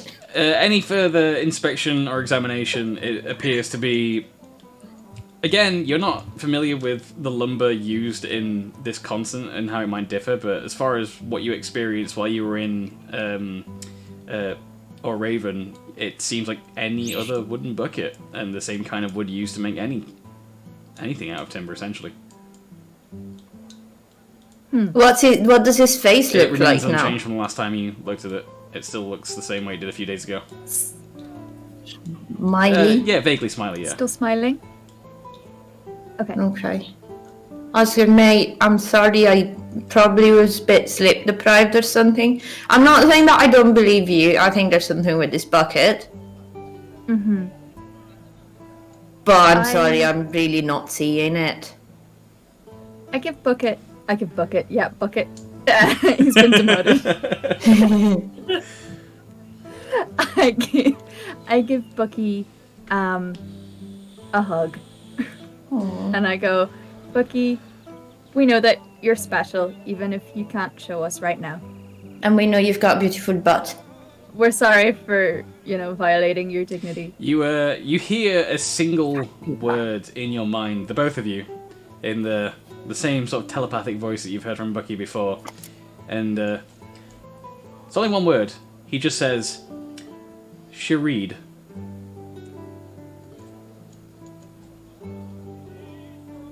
Did you hear that? I think I did. Did you hear what I heard? I don't know what you heard. I heard Sharid. Did you hear Sharid? I also heard Sharid. Do you think we should take Bucky back DM's to note Sharid? here, you heard a perfect pronunciation of Sharid's name and not the way that I do it. Yeah. Thank you. Wait, let me do it 1 second. You heard a perfect rendition of the name. How'd you do it? He is Sharid, that's how he does it. Sharid. Sharid. Ow! So, Oscar and M are stood in the street outside the Drunken Duck, repeating the phrase Sharid over and over again as they practice saying his and name. kicking our face. After 4 or 5 attempts, you hear it again from Bucky in your mind, correcting you on the correct pronunciation of Sharid. That's kind of rude. Like that. Our Ara Cochran friend. Yeah. I feel like we should take Bucky back to Birdman. How long has it been? Since we were Including Oscar spacing out and you dealing with the riffraff, probably only been about half an hour total of you being here, and so travel-wise it's probably going to have been around about an hour, hour and a half of you navigating the city to get there and back and deal with this. Still going to give them about 2.5 hours of sleep time. Okay. I think Sharid is probably still asleep. And I know he likes to lock himself up in his room. Not because I've tried, but because I think you did at some point, and I know. I see I tried everything. To steal Bucky. Yes, you did. I did. But there's I somewhere have him now, else. so it's okay. There's somewhere else I need to go. Do you want to come and meet my friend while everyone else is asleep? She's cool as fuck. Okay. Let's go see Gabby. Let's go see Gabby. This is like and Oscar day off or something. We're gonna end up on the thing. Shake The it joys up, of having to only meditate instead of a full sleep. Sorry, everyone else. So you guys traverse Tamont pretty easily, although as per your journey from the Red Mullet to the Drunken Duck, you are spotting more and more patrols of guards compared to the days prior. Again, spotting that these tabards have changed from the oranges and reds of the Staymore Empire to a forest green sort of design. And no one gives you any hassle. It seems like things are going about as usual life would in Tamont, which strikes you as a little bit odd considering it should be the 3rd day of the festival today. There seems to be no... Is anyone looking at me weird? Yeah, but probably Okay. more to do with the fact that Eladrin are pretty uncommon, if not outright rare. Okay. No one's really seen. Okay, not because I'm wearing No, black. that's probably more common than Eladrin. Let's be honest. Okay. Okay. I'm like a unicorn, a very sad and dark unicorn. I mean, unicorns So not because of your technically at this clothing, point in but- history are less rare than you are on the material plane. It's only racial profiling, it's fine, don't worry about it. Ooh, bitch. I mean, Oscar as well is getting some funny looks because, in general, wood elves are fairly rare on this continent, but Eladrin in the entire world are pretty much a spectacle whenever they're around because no one's really ever seen one, or even could confirm that they existed prior to meeting you. Because they've not been on the continent or on the material plane at all for such a long amount of time. That only really the elves can confirm that they did at some point have regular Eladrin on the material plane. Can I talk to Oscar while we go to Gappy? No, don't speak to me. Yes. I mean, you clearly don't want to because every time I try to, you just You start talking and then Oscar just zones out again. With the bucket. So, what? Bruh. Sorry, had to. That was incredible. There's such a... Let's go to see Gabby. I'm not talking to you. So what's your deal? What's my deal? Where are you from? Oh shit. I knew this was coming. Fuck you. I don't even fucking remember. For God's Fourth sake. wall breaking. There's your backstory is still on your D&D sheet if you wrote it on your character sheet. I don't know if it fucking works. Do you know right there? What sucks to be you? I need to sort my life. All of Oscar's backstory is in DMs between me and A, and it's so far back because it's like our current conversations are just full of memes instead. Oh no! It's all good. It's all The good. furious You know what, trolling make it- begins. Make up Time to something. improvise. Okay. I can send you the link of the map and you can just pick a random place and Yeah, and then change the thing accordingly. let's do it. Go pick one of the blue settlements. That's where you're from. We're writing my backstory. The blue Pick one ones of for the which, elven. sorry. The blue ones. Bottom right. Yeah, that's What where is you this, a should map be for from. ants? Imagine not knowing your backstory. Imagine. Oscar's pulling a Gersha While right now. Gershell's sleeping, he has a seizure as he tries to remember his past.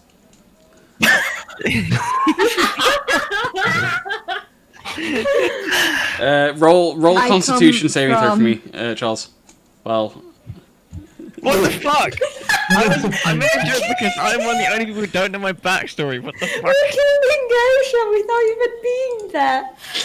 That's fine, just... I get One it. of the downsides of having the fourth wall ability. Sometimes it works against you. Right, Constitution saving throw, okay, so it's 20 plus 3.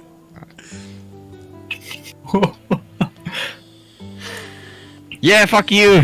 21. when you That when you means you're wake up, dead. you're gonna have a new memory. We have unlocked a new level of Gersha.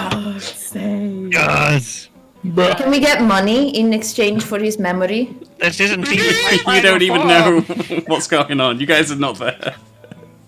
Okay, it's okay. We'll just get the money. Was and that leave bonus him. moment enough for A to have picked an elven city? Yes, I am from, and in character I say this perfectly. I am from Ath Tel Arsur.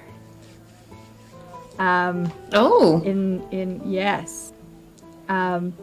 Where yes, that is where I am from. I come from a family of mainly sort of kind of people that You would kind of tradespeople.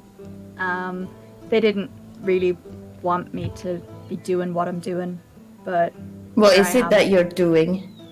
being a bard, hanging out, Oh. doing whatever it is that you're doing. And, I mean, I hope you're not doing what I'm doing, because that's some bad You shit. would you'd probably refer to Athel Asur as just Athel amongst other elves. Atel, thank you. Legend. Okay. I am from Atel. And it's yeah, that's kind of me. I don't want to go too much into it, because, you know, That's okay. it's like a little I was, oversharing, and I'm not like, you know. I was just curious, because you're not an high elf. And there are lots of wood elves where you're from, because they're not that common either in the Elven Kingdom. There's a little Wood elves pocket would of probably be us. more common than high elves. Yeah. Really? Okay. There's quite Even a in big the- pocket of us. We, you know, yeah, we kind of stick together, I guess. World building Well, that sounds assistance with nice. Briggy. Yeah. The Wood Elves, especially in that region of around Athel, would be far more common, as they are more likely to be doing actual trades and crafts, whereas High Elves are more With likely the to be doing poor- bureaucracy and lots of talking and achieving very little, because that's what High Elves do. So, But yeah. So The, the high elves Yeah. are more in the capital, though. Okay.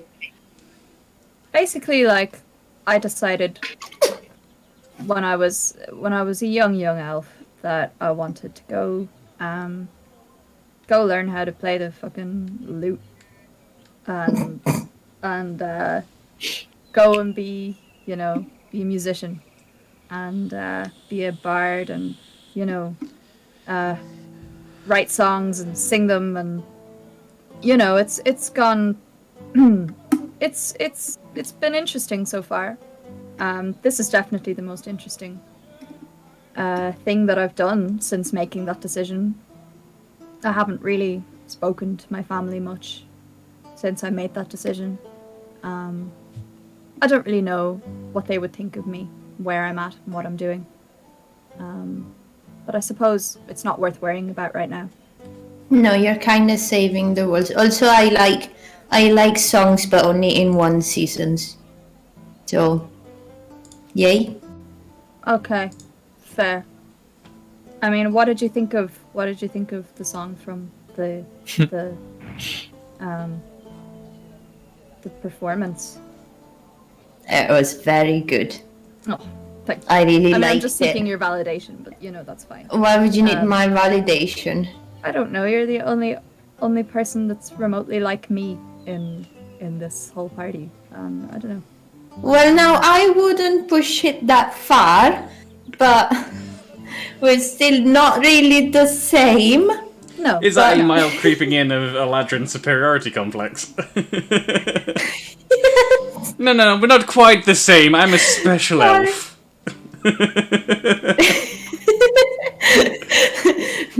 But sure, we're definitely similar than other people, like the guy that keeps punching his face and keeps telling everyone everything.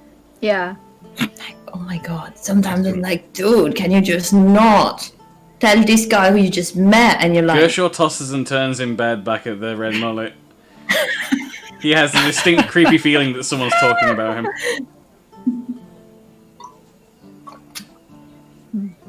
but just because we're different doesn't mean that I don't like you. I like you too. I also don't not like you. If we're being neutral about this. Being very neutral, we're being very gender neutral. Yes. You exist. I acknowledge your existence. Now you want to come and meet my friend? Yes. Okay, let's So quickly as go you've and say been hi to walking, Gabby. you've made your way to the familiar spot where Gabby's workshop stands. As you remember from visiting before, all the surrounding buildings are built at a fair distance in kind of a circle around this workshop. At what has been deemed a minimum safe distance by both Gabby and the city municipality. And you can see that since you were last here, there is something of a new breach in the side of the workshop. It looks like it was made recently. Lots of scorch and burn marks surround the hole made in the side of the building, allowing you to see in, and you can spot at a distance through the hole that there is a grinning goblin sort of tinkering away at something that you can't quite see. Before we go closer, I tell Oscar, I say, watch out, she's cool as fuck, but she's also a bit dangerous. Not on purpose. Okay. Cool. We could get hurt, but not too much.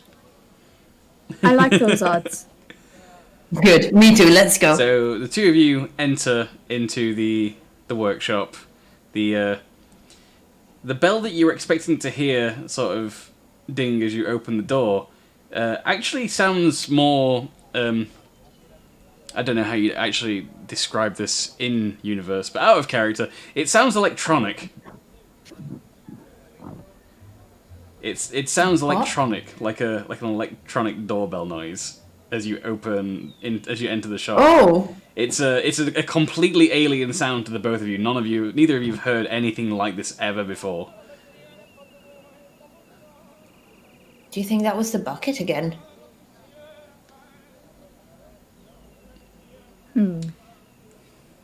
I'll just take another look at Bucky, just to confirm that, to rule Make that sure out. Bucky's safe and doesn't catch fire in here. Mm-hmm.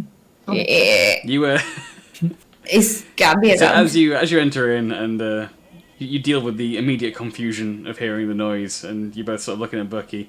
Gabby appears behind the counter, grinning at you, and recognizes him immediately and just says, "What do you think?" The building, Gabby. The noise, the ringer. Oh. And she points above your head, yeah. and there is a huge box attached to the wooden wall made of various metals. And you can hear a light buzzing coming from it. And attached to it is like a bicycle chain that goes down to an actual standing push bike that the other goblin that you saw before is currently riding to charge it up. Sorry, has Gabby just invented Not electricity? invented. She's probably one of the first to like harness Hamster. like goblin-powered electricity right now. Love Gabby.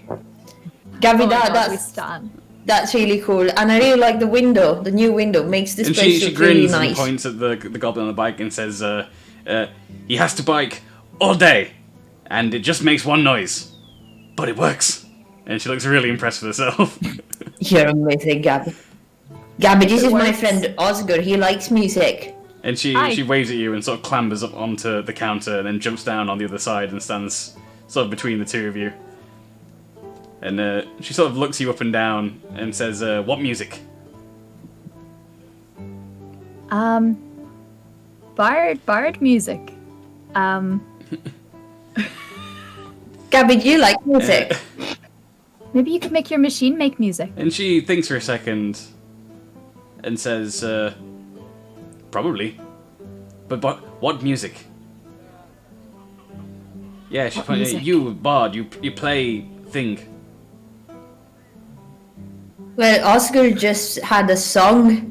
We performed it the other day. It's true. It's true. I Do you had want to hear a little bit, Gabby? She's lost in Do you thought wanna for a hear minute. a She's not song? getting the sort of response she was expecting, so she looks up at Oscar and says, "Instrument.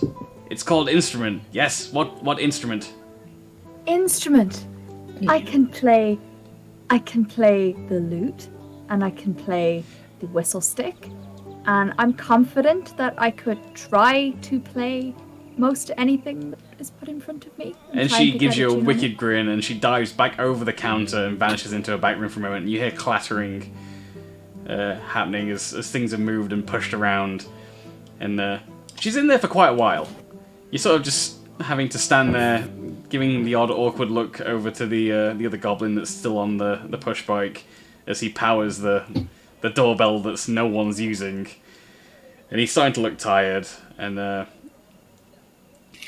about 15 minutes later, of lots of clapping, it gets progressively louder in the back room as Gabby eventually re-emerges, goggles on her face, adorned with a big grin, and she runs back over to the counter and slaps down a huge box, sealed, and she says, hold on, one more idea, and she runs into the back and comes back a few seconds later with a second larger box and places that on the counter as well.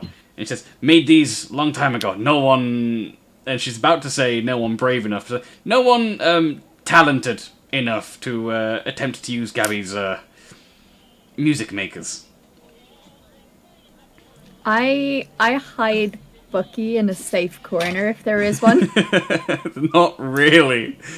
Do you want me to hold Bucky? Um, I'll hold him. Yes, I'll I hold give Bucky Bucky. to hold him, rock him, make sure Oh, that Bucky he's... must be huge for him. For him. And while you're messing with Bucky, Gabby runs across to the bicycle that the goblin is currently pedaling on, and grabs some cables and connects them to the first box. And she does it with a bit of trepidation, but eventually plugs it in, and nothing happens. And she grins even more, and she opens the box out to you, and you can see that within this box is a rather strange metal contraption that seems to be primarily made of a twisted rod of metal, and she flicks a few big chunky dials and switches on the front of it. Oh no. No, our stream's good. Sorry, it was just me. I thought the stream had died. We're good. So she flicks the dials. It starts to make an eerie, awful sound as it sort of whirs to life.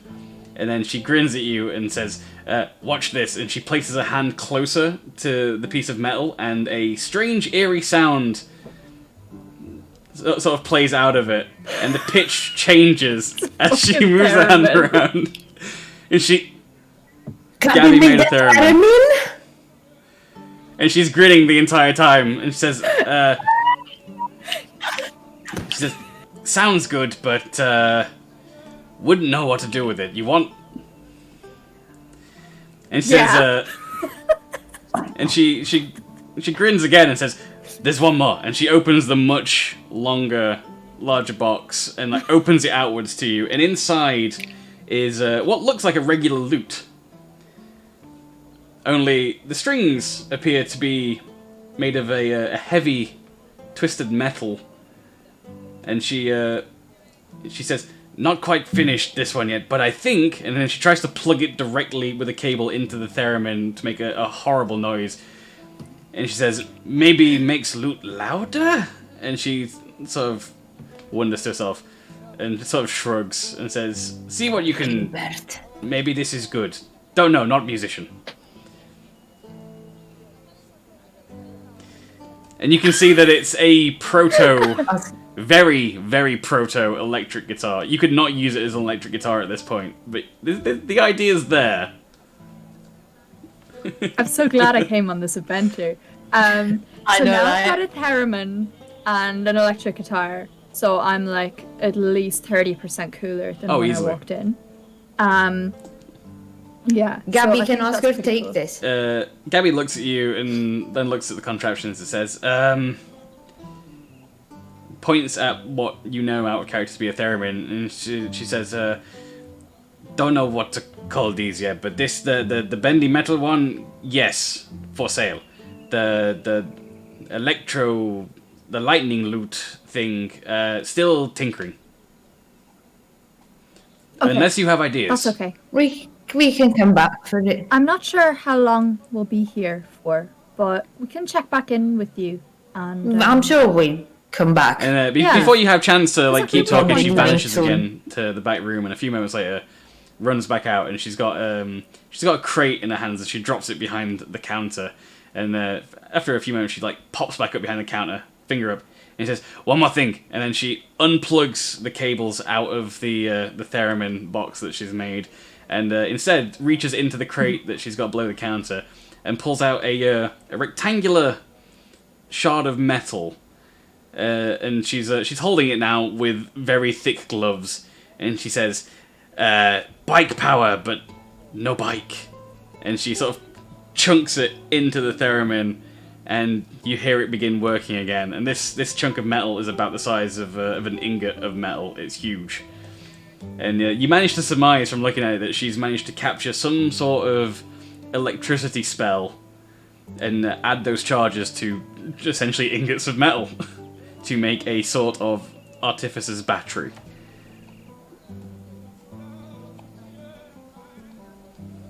Gabby, this is so cool. And she grins wildly at you, at your admiration of her craft.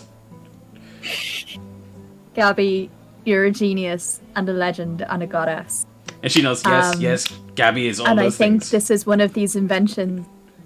I think this invention is going to be your big break. And she shrugs and says, it doesn't explode, so not so interested.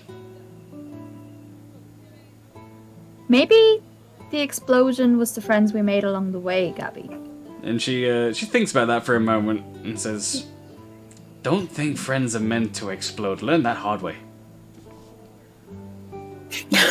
Maybe... Maybe batteries are friends. And she looks again at the crate that she has and says, you think they explode? I think they're not supposed to. And she thinks for a while, like, but what if they were? And she grins like, okay, I have an excellent idea. However, she points at Box and says, if you want to take Box, tell people I make it, play it, figure it out, 50 gold pieces. If I have that, I think you should have around sold. 50 gold pieces on you, right? Incredible. Yeah, sold. How much do you have? I'm not sure. But I would give all of my things. All of them. Let me check that though, actually. That's important. Please. You're going to find with the theremin when you use it though that it's not going to be as loud as your lute, as the whatever she's used to amplify the sound as any kind of speaker is not of the highest quality. This is very much proto-theremin. The idea is there though. It works very similarly. How big is it in comparison to Bucky? It's about the same size as Bucky. If I put the theremin, or can I use Bucky to amplify the sound? Like you would with Maybe. a glass? You can with a plug it speaker? You could always attempt it.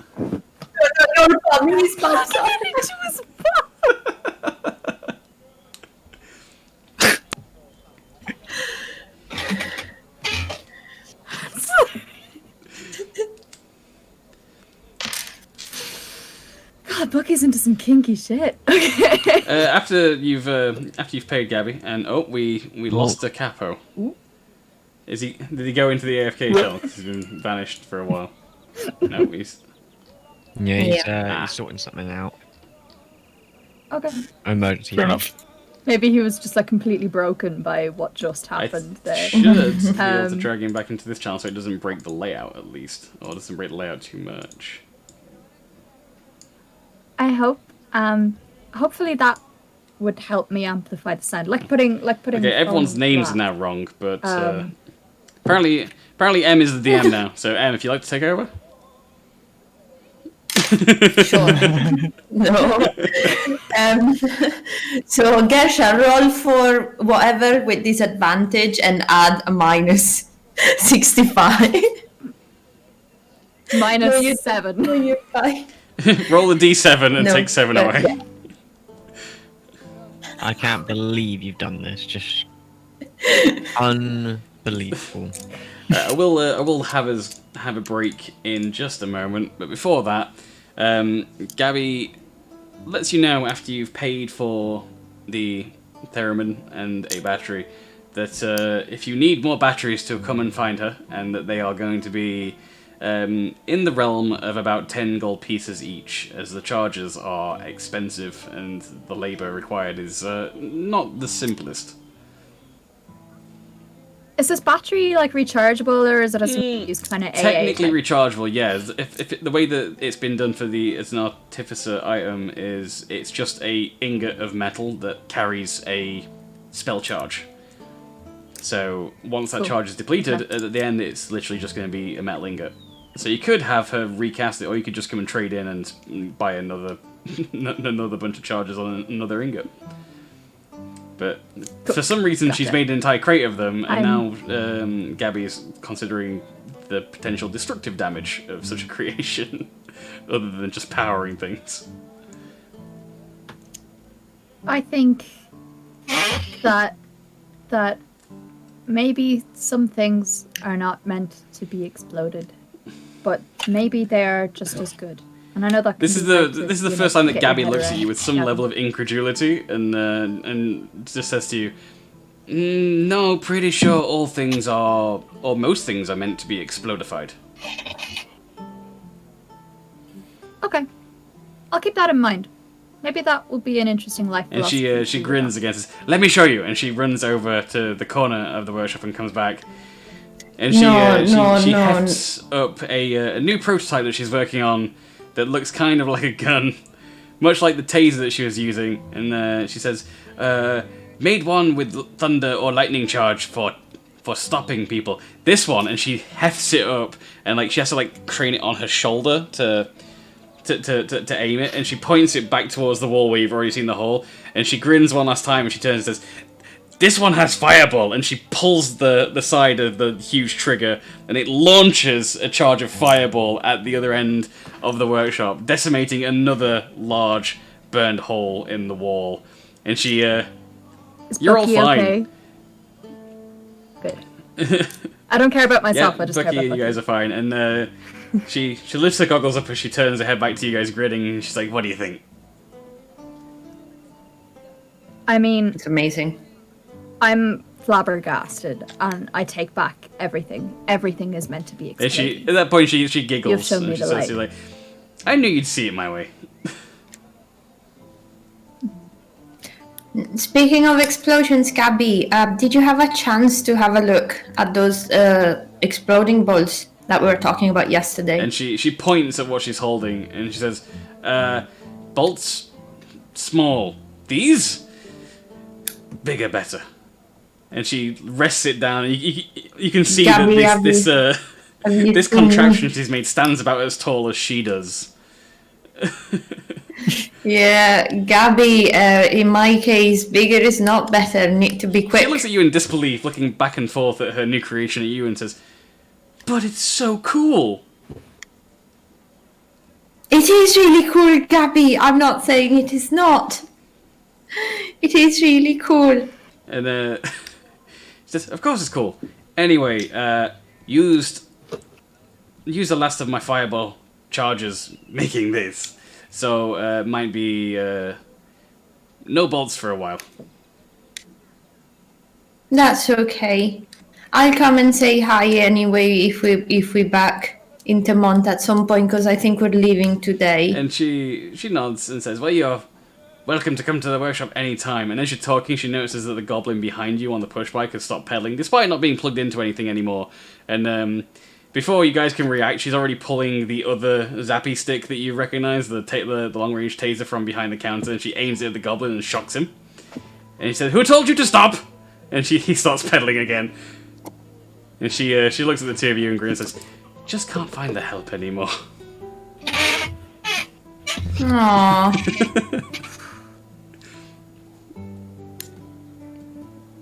Gabby, it's so nice to have met you this couple of days. And she nods at you and says, "Always good to meet Gabby." And thank you for my crossbows, they're cool. And she nods again and says, "Very cool." Thank you for this contraption that I now own. I will make excellent use of it, and it will be a string to my bow, as it were.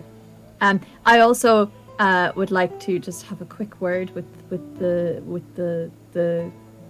other goblin. Just He's He's Just as he pedaling and paddles sweating away, and just sort just of sort of whisper. exasperated. Just keeps going. I just sort of whisper into his ear, maybe it's time to find a union. What's Gabby gonna do after? Come on. I mean, I don't feel like Gabby has to worry about the other goblins unionizing. She's kind of doing all the work herself, apart from the pedaling.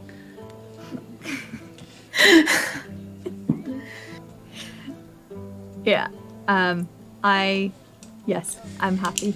I'm just gonna make a note go of back that for to- the future, just in case. Goblin Union. Unionizing. After The Goblin Worker Union. Department of I was gonna Finance, now we've got suggest this. unions as a Dun, concept dun, dun, dun, bum, ba, bum, to a bum, goblin. ba, bum. Cool. Let's see how that pans out in the future.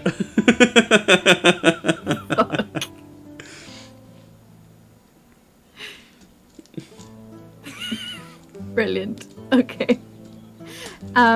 Yeah, I think we'll Okay, head back. so you guys Yeah. leave, and as you open the door to the workshop, the horrendously loud noise, that alien sound you heard before, chimes above you from the big metal box as you open the door, and it does elicit a giggle from Gabby as she looks proudly at the noisy box that she's made for the workshop. It is far too big to be functional or viable in any case, but it's definitely there hanging above your heads as you leave the shop. And I just remark that maybe this could be made into something that maybe it could even play music when a bard isn't there to play it. And she doesn't quite pick up what you're laying down, but she'll probably ruminate a bit on that suggestion. Maybe Maybe it could play more than one note and she or she one thinks, sound. 2 notes. I mean, the sky's the limit, Gabby. You got this. You I believe in you. Maybe you You could get do no even more response than from her two. as you've just set her off down an entirely separate train of thought now, as she begins rolling out blueprints and sketching things away that you can't make sense of. I mean, you could play the entire Jaws team with just 2 notes. So I mean, you know. You're not getting through to her anymore. She seems to be completely lost in thought as she sketches out these blueprints. Right, let's go. Let's go back. Let's go. And see if the others one are awake. Okay, so by the time you get back, after some long walking around the city to kill a bit of time, you arrive back at the tavern as the rest of the party will all awaken, and we will take a quick break so that everyone can have. Capo, you need to take a break. I know you've been sitting there this entire time just waiting for a break. I need a break now. I need a break. So yeah, let me move across to our Be Right Back screen, and we'll play a bit of drop. it. Wherever my Be Right Back screen is. Blanket break. so everyone can adjust blankets. Okay. And I can have a look Blanket to see break. what I've missed on the stream chat. I am going to be in a different room when I return, and I will also have lasagna. Oh, lasagna break. That's outrageous. Fucking. In all ways except physical. I am Garfield. It's an old meme, but it checks out. We had another follow as well. DZ44196. Yeah, 196. Your entry has been logged in the Geeks Codex, and your name will go down in the annals of history as a geek, freak, and nerd, just like the rest of us. Thank you so much for that follow. I really appreciate it. And how are we all getting on, chat? How are things? I see lots of usual faces. Omnivore, Marthouse, Birchie. There'd be an I ant. see. Is there an ant in there? I see Yeah. Lindsay in chat. I see Nate in chat. I see an Isgrimor in chat. And some Clash 1210. That's a new name if I'm not mistaken. Welcome to our little D&D game here. Batteries are like friends, they're not supposed to explode.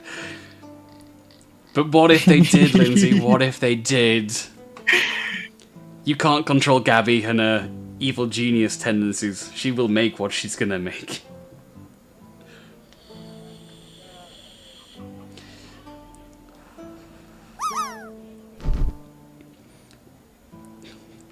Would what be counted as a club in combat? I think I'm missing it. Stream died for a second. Yeah, I'm glad it's back.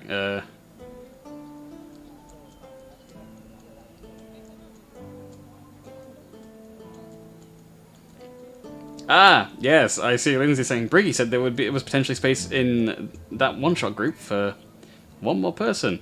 Yeah, Lindsay, I specifically meant you and then didn't message you because I'm sometimes bad at, let's face it, I'm not sometimes bad I'm always bad at organising things and do everything last minute, so I did mean to message you, to extend an official invite to the Guardsman group for their next one-shot. Okay, I'm trying to read past chat, and Jeff, your name is so long, it makes it so difficult to kind of read bits and pieces.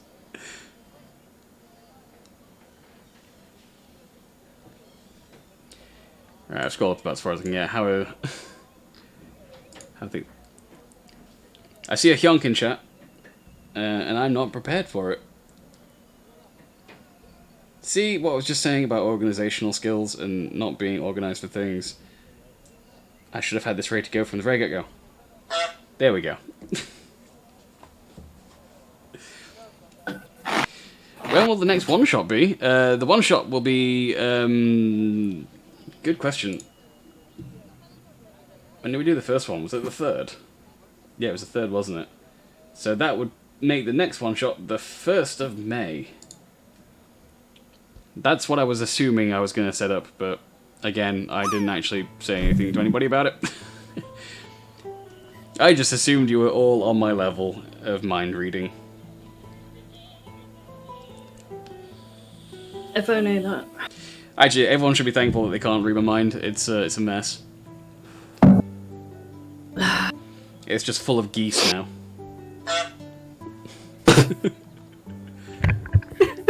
I got a brain full of geese. Cool. Oh my god. Yes. Briggy, can you check your I DMs can. 1 sec?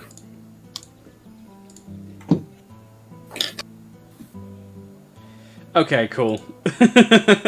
Cool. Good to have advance warning that's what you were thinking. Cool. When it for what? Don't worry about it. Don't worry about it. Uh-oh. Uh-oh. Hear me out. This is big uh-oh. Yeah, this isn't a hear me out, this is more of a, yeah. Look at Birchie with that super high, like, scoring land right there. Sorry, drop. We're on my channel, we're not on Em's channel. It's How drop. long is the break? However long we need it to be for everyone to have their break. Okay. Hey, geeks, can I queue up an order for what I'm gonna do while M is gone? I mean, I'm gonna take out 5,000 gold from my inventory, cast blindness on myself, hide it somewhere where I can't see it, like in the closet under the bed in a cupboard somewhere, and then just sit and wait around, waiting for the blindness to wear off. It's only 1 minute long. okay, yeah, you most certainly do that. There is nothing stopping you from doing that. I question your motives, but yeah, you can do that. You've got Don't worry, 5,000 it's gold? just Yeah. Only no one knows except for M, and I no longer know where the gold is. I have not seen where I last placed it. The gold has been misplaced somewhere, and I am immune from the zone of truth. That is amazing. Yes.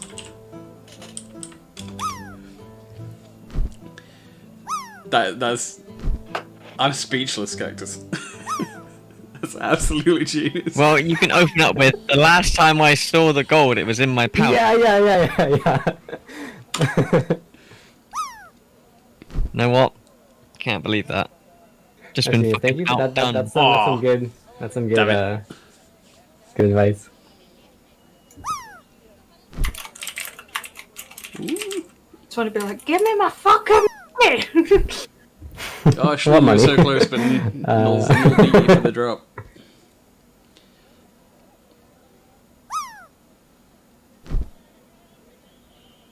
minute. We always don't know truth. We might be. No one say a word.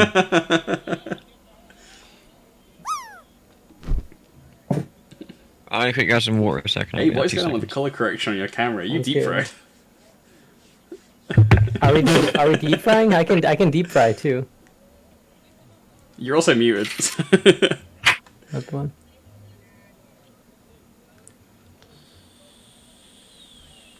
I'm just trying stuff. Hang on a sec.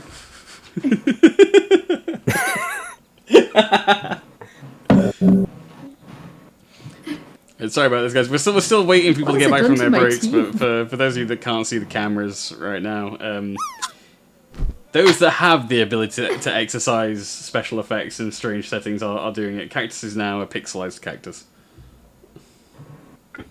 and A is deep fried. Lift. No, lift going sideways. Hang on. Lift going up.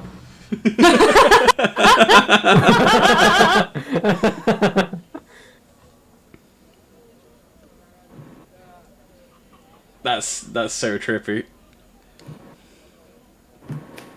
Oh, that's so weird, dude. It's scroll. It's just a default one. Interesting. What's limit width? Oh, okay. Oh. Oh my god, what the fuck? 8-bit cactus. Yes, Jeff, we have an 8-bit cactus. Oh, then we had a ghost cactus for a moment as well. Oh, there's a version of this. Like, it's even funny. I can literally make it 8 bits if you want to see that. It's super funny. Now my entire image is literally 8 bits. Is that someone's microwave? I come back and hear a microwave. Fuck. Yeah, that was indeed my microwave. For a moment, I was like, is that M's microwave?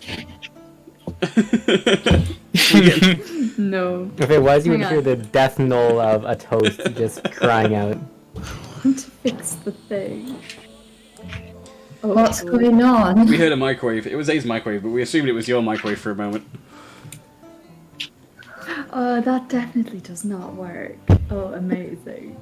I thought maybe because our kitchen. Coffee's calling you out for the ready-made lasagna. Is it ready-made or is it just reheated?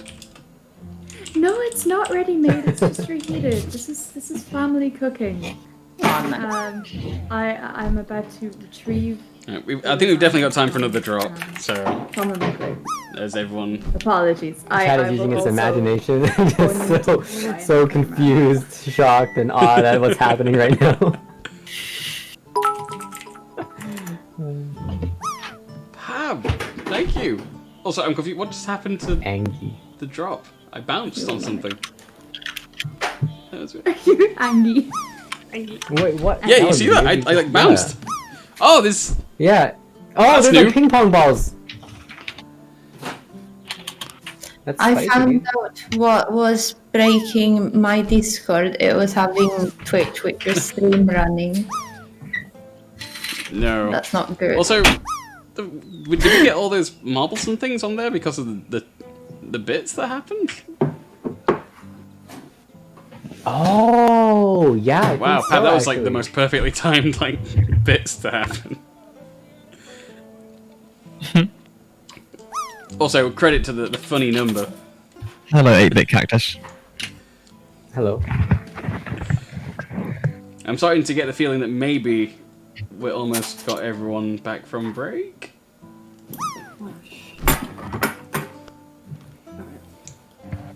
Zanya time. So Oscar will be nomming at the tavern upon return. He will. Oh, but first we need to give Bucky tissue. That is true. We can do it while you eat your lasagna. I'm gonna have lasagna on the go while doing that because that's important. It's important that I know what happens when Bucky is returned. Are we just going to ignore what Cactus just Yes, we're going to ignore that for a moment. Completely. Yep. Okay. I didn't actually see the Also, screen. just to What finish happened? off our drop game that's happening, the last one we're going to have is going to be that is a win for Hyonk. And Praise the Hyonk. I'm still here. I just, yeah. You don't Okay, need to see and we're back. Still, I like how we got Capo back for like the shortest amount of time before the break, and now the break's over, we've lost Capo again. So because they're having issues. It's fine. We'll keep Caporis's involvement as light as necessary until he fully returns. However, both Oscar and M return to the tavern as the rest of you wake up from your long rest. So all of your HP is back to full. Shareed no longer has to worry about his pitiful maximum hit points, and Solgra. They were What just are misunderstood. you doing now you've woken up? I am going to go and bang as loud as I can on Gershaw's door. Okay, so you head across, making a beeline for Gershaw's room, and immediately start just absolutely wailing on the door. I awaken. Gershaw, you awaken on the floor, your limbs all in odd positions, as you just kind of sprawled out, sort of one leg going one direction, another leg going the other direction, just sort of crunched. Basically, starfishing. a little more crunched than straight up starfishing. It is not a natural position for any human being or humanoid race. What was my memory that I regained? I will tell you that in a message later. Okay. Also, yeah. So, I open the door with a yes. Sorry. What do you want? It seemed pretty urgent, so I assume you want something. Gershaw's hair Can I is come all in? over the place, going in every possible direction. Minute. You don't need to imagine that. Did he not? He shaved them. Are they back already? No, the hair that he's not bald. You shaved your hair after I gave you the mullet. Yeah, it's it regrown from the seizure. There was some sort of like weird thing. That is a look. Okay.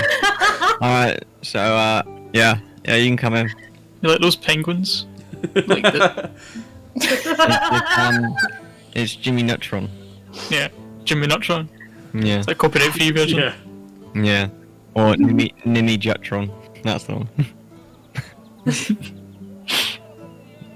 Yeah, so Solgar, what do you want? So, You can't have the floor, I'm sorry, but that's non-negotiable. do you want me to break your nose again? I do a fine job of that myself. But thank you for the offer.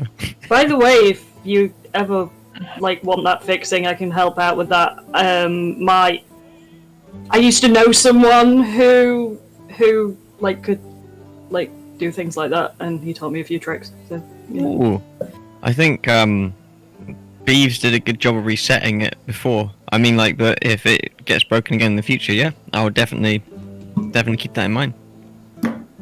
Anyway, so John hasn't gone to Goodton. What?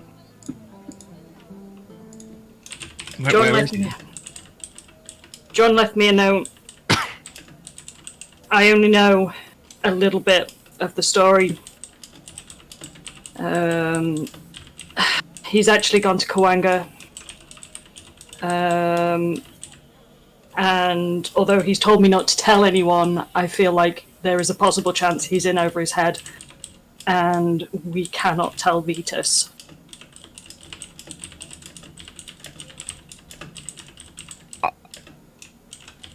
What do you think we should do then? I mean, obviously, when we were chatting to Vetus, he didn't seem too bothered about the coup.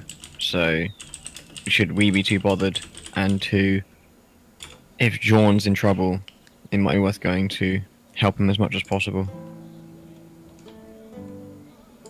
I know obviously we didn't leave on the best terms last we saw him, but, he's the reason why we're here. And I think it'd be cool to help him if we could. I know That we've got. makes sense. I know we've got other things going on right now, with whatever the fuck is going off in this fucking city. But I'm concerned. Yeah, I mean, you're not one to normally show concern, so I definitely feel the concernment. Yes. Look, John is the closest thing that I have to a friend in this place right now, and I'm just like, I really need the help. Count me in. Sounds like fun. I can go reclaim the floor in Coanga. We need to tell the others because they may have other ideas. I don't think they're going to care about me reclaiming the floor, but yeah. I don't mean about the floor. Yes, we'll go tell them that, John. But we need to do it in such a way that Vetus doesn't find out. Maybe he can either carry on researching in Tamon, or we can tell him that John's in Goodton, so he makes the way to Goodton, because Goodton and Kawanga aren't that far away. I don't think it's a good idea to lie to Vetus, and I don't think it's a good idea to leave him in the dark about the situation completely, about what's going on here in Tamont, because, you know... Honestly, we cannot tell Vetus. I'm not saying we tell him. I'm not saying we tell him about that. But I'm saying we tell him about the situation in Tamont. Oh yeah, you can tell him about the situation in Tamont. Yeah. That's fine. Our main man. Sorry, I forgot his name now. Like, what was it again? Tristan? No, not Tristan. The other one. You know what I mean? Like the guy he really liked us. Really liked us. Escorted Reggie. us out. Yeah, that's it. Reggie. That's the one. Good old Reggie. Oh man. Oh, we had such good times with Reggie, didn't we? What? But yeah, he doesn't seem too keen on us being around. So if Vetus being associated with us, he's probably going to be in the same sort of boat. So yeah, might be worth giving a fair warning just in case he does want to research further, but maybe in a more wary fashion. Because I don't know whether you can take books with him or anything like that. I doubt that, and I think there's a reason why he's been spending so much time awake, and that's because this way he can get as much information as he can. So we're going We to should find out what he's researching first. Yeah, and the progress that he's made. So yeah, but yeah, in all seriousness though, count me in with John. I won't say a word of it to Vetus. But yeah, we are going to need to go over there sooner rather than later. I'm guessing if John's in over his head. I mean, man has punched me, and it was. Oh, he's wiped the floor with me before in the past. Don't worry about it. Yeah. Alright, let's do this thing then. Well, we need to let everyone else know. Yeah. Yeah. Unless I corral everyone upstairs and tell them the situation. So while you guys have been having this conversation in Gershaw's room, Em and Oscar, you guys got back before Solgra woke up, so you've been in the tavern. What is it that you were wanting to do? Not much. Just wait for the others, and maybe we're just chatting about our elven Okay, cool. stuff. I didn't know if you wanted to go see Sharid before I think. or after everyone woke up. Oh, should we go now? I think it would be a good thing to do sooner rather than later. Okay, let's go. Because we don't know what it means. We know it's his name. We know it's his name, but we also know that when something matters, Bucky speaks up. Yeah, And it also has to Sherry really matter. doesn't know about his butt yet. Sherry doesn't know about his butt, it's true. Because he only told me. So it's a good Sherry idea knows that we go. something that we don't. Yeah. Okay. Let's take Bucky to Sharid. Sorry, to Sharid. There was an attempt. So the two of It you was head in the town. upstairs in the tavern and make your way to Sharid's room. I'm assuming knocking on the door. Yeah.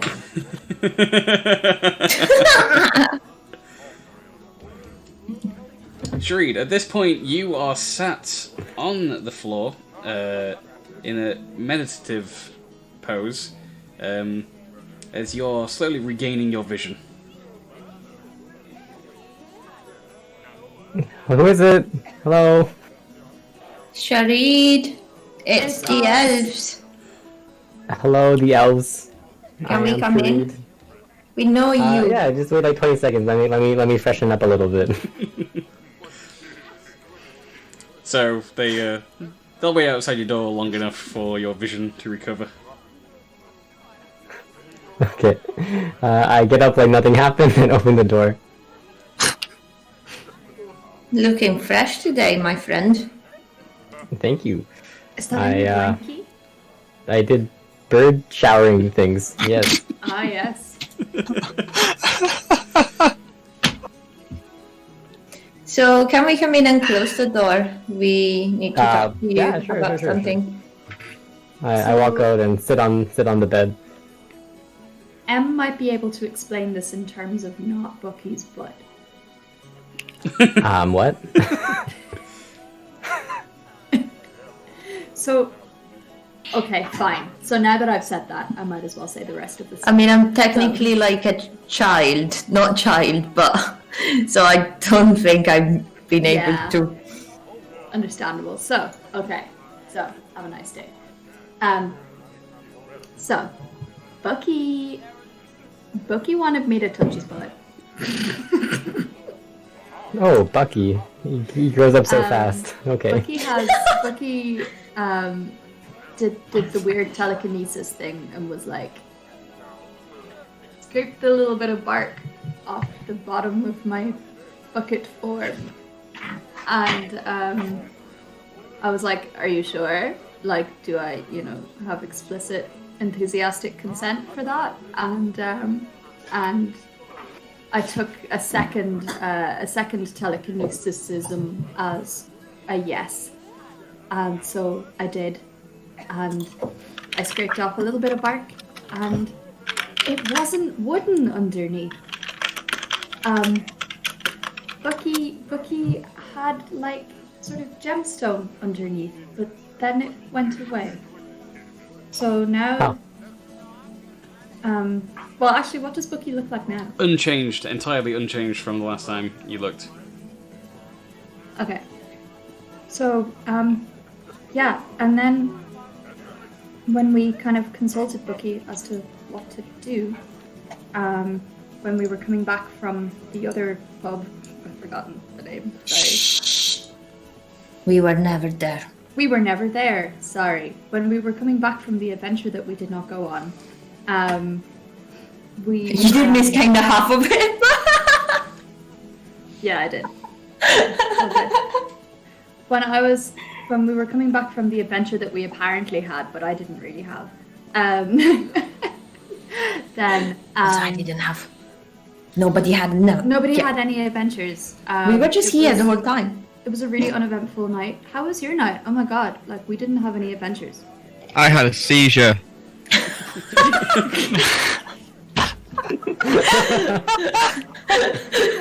Even here! He's just shouting in his room. I've had a seizure. Halfway through the conversation while Solgar's trying to tell him something important. Ah, seizure!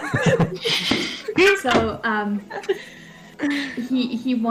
he just kept saying your name in our brains, and we thought that was probably significant, and you guys are pretty close, so we decided to bring him to you and see what happened. Oh, Bucky, did you miss me? Oh, but soft, what light through yonder window breaks. It is the east, and Bucky is the sun. And I pick Bucky up and spin him around. You don't get a direct response from Bucky like you've been used to these past few days. What you do get is more of a telepathic suggestion of a word. and it's one you know very well. The word that you are receiving for this suggestion is just the word berry. Oh, I made 40 good berries last night. I put all of them inside of Bucky. You as you place them in Bucky, those of you that are perceptive enough and are watching closely will notice that around half of the good berries, so 20 or so of them, seem to disappear under the pile as the pile shrinks inside the bucket. Oh, Bucky, you're so hungry today. Hungry boy. Well, he was on a kind of adventure, but he wasn't really, so maybe it was all the fun that he had with us. Oh, that's Maybe. true. Fun can be And exhausting. Shareed, you now feel an impulse to scratch away at the wood of Bucky. Turn Okay, I take out my best Scratch his my butt. best as you scratching lift talon. and turn Bucky, so that you can, all three of you can see that what was just mostly wood. Even Oscar, having seen like the glimmer of a gemstone before, the outline of some form of gemstone sealed inside the bottom of this bucket becomes very apparent to you. So while I'm scratching off the Yeah. bark from Bucky, I tilt him over to do that. All the good berries fall out of Bucky, and just without even looking, just unconsciously, like my foot just catches all 20 berries flawlessly and puts them away without Exactly. missing a That beat. is precisely what happens. And you manage to pull away all of the bark along the bottom and dig into the wood itself. And once you've done, both M and Oscar aren't sure what they're looking at. The two of you recognize it to be some form of gemstone. It looks very shiny. It's die cut and it has a red hue. Sort of almost has an ethereal purple glow about it. Shareed, you instantly recognize this from a few of the books you have read. Some specifically more the Warforged, but from a few of the less savory books to do with magic. You understand this to be a soulstone. You're not sure from what you've read. There's not enough information that you managed to collect on them. You don't know how they're formed, or the extent of their powers, but you do recall reading that they are named soulstones not because they capture a person's soul, but because they can be used in place of a soul. Oh, interesting. But it's as you reveal this gemstone, it drops out of the bucket and lands on the floor.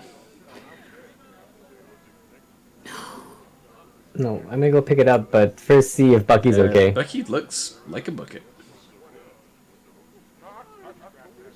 Bucky can't. Okay, I'm gonna go pick communicate up with the us soul stone. I'm a bit concerned that the soul stone is in fact Bucky, and the bucket is now just a bucket. So I'm gonna treat the soul stone So very as you carefully. gingerly pick up the soul stone, you immediately hear the voice of Bucky forming in your mind. It's around this time that Solgra and Gershaw have finished their conversation and decided that they are going to speak to everybody. So they hear it as well, as does Fanny Boss, who's still in kind of a drunken stupor as he's slowly rising out of his bed, scratching his ass, getting ready, doing dwarven things as he prepares for the day, braiding his beard, and does a backflip in the middle of all of it. Traditional dwarven sort of morning routine. It's a very private matter for dwarves, so you've never seen them do it, but you can rest assured that dwarves all backflip in the morning. It's how they get ready. It's kind of like a morning coffee, except you just have to do a backflip. So, all of the Sneven hear the voice of Bucky after Shareed picks up the soulstone. coming through much more clearly than it ever has done when he's spoken to any of you telepathically. And it just simply says, "Good morning." Good morning. Good How's it going, morning, Bucky? Good morning. You're looking slim today. Have I ever actually heard the voice of Bucky? I don't think you I don't have. think I have. What about when we beat you up? Nope. Yeah, no, Bucky- nope. You didn't hear we the got voice. we got the sense that Bucky was sad, and then we got the sense that Bucky You've never heard the forgave voice. Gershop, but no So voice. some of you have never heard the voice before, but those of you that have know that it's Bucky's voice. Is that the buff man? Fuck off! And again, all of you continue to hear Bucky's words as he says, "Master Sharid, I am uncertain how to control my volume. Perhaps might be the best choice of words." I don't know how to help you. Have you tried maybe thinking about like a single person and then speaking? And he remains silent for a moment, and then you can hear audibly in the room with you, so only the three now stood in the room actually hear the voice emanating from the Soul Stone of, I think I've learned how to speak out loud. Wow, you are a very fast learner. Hello, welcome to the Speak Out Loudy land. Hello, Bucky. Hello. Welcome, Bucky. And he responds to you with, "I'm not sure what has happened, Master Sharid and friends, but I took your story to heart, and I wished to be more."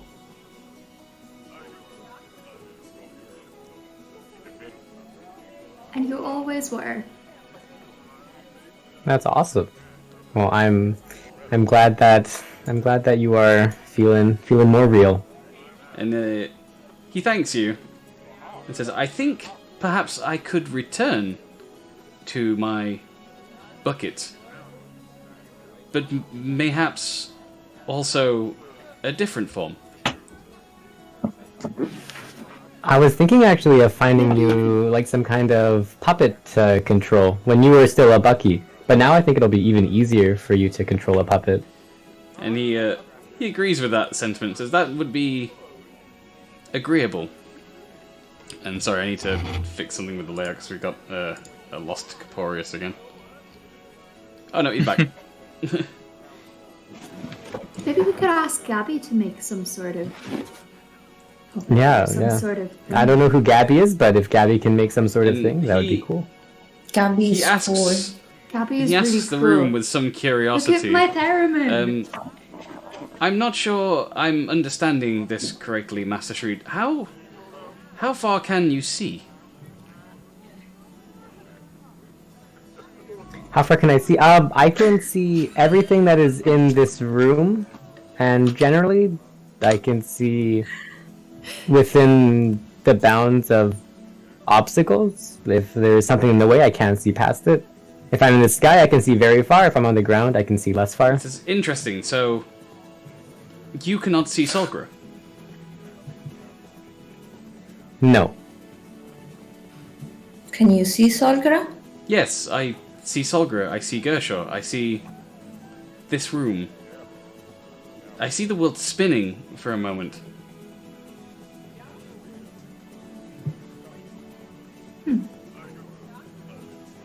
What else can you see?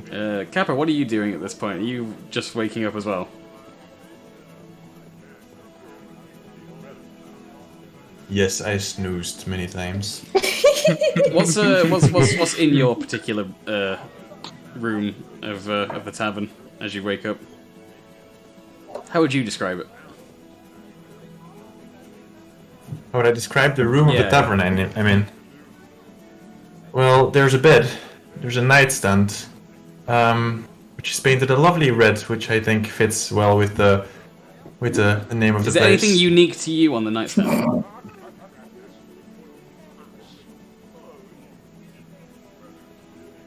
Like, have you placed any of your personal, unique items that belong to you on the nightstand? I have unique items. Yes, hang on. Let me quickly open my cheat sheet. I would have.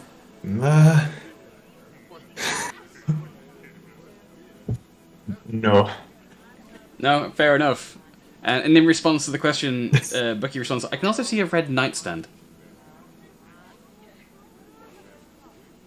That's interesting. Who's red nightstand? And no response for a moment. The tavern's red nightstand. Is it close to us? I assume so. I think it's very close. I feel as if it's next to me. Ah, let's go investigate. Can you guide us toward It the is nightstand? next to me. Next to you, but I'm holding You you. are also next to me. Is everyone next to you? I believe they are.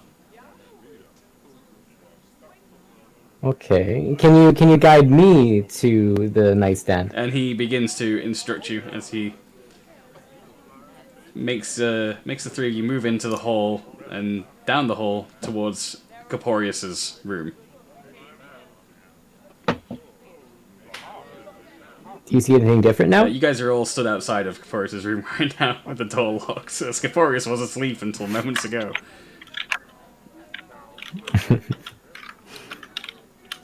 Do you see anything different now, Bucky? He says, I see a hallway now, and everything else I could see before. Is there anyone inside the room? And he says, yes, Corporius, I believe. What is he Okay. doing? Don't know, but I'm gonna sing him the wake up song.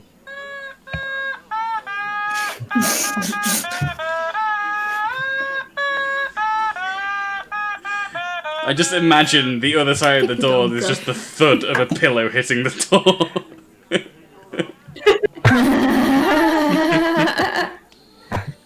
Caporius, you awake? I am now. Hello. Perfect. I unlock the door and open it slightly. I am not pleased that I've been woken. But I Oh seem no, to be it's early. pretty much the exact, had like a 10-minute lie-in. Yeah, I'm not pleased to be woken this early. I barge in the room and say, we got the nightstand. And then I leave the room. I close the door again and go back to bed.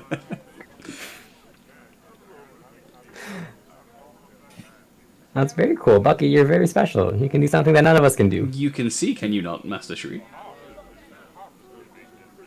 But I can only be in one place. You know where you see me? That's the only place that I can be. And directly in front of me is the only thing that I can see. Curious. This seems inefficient.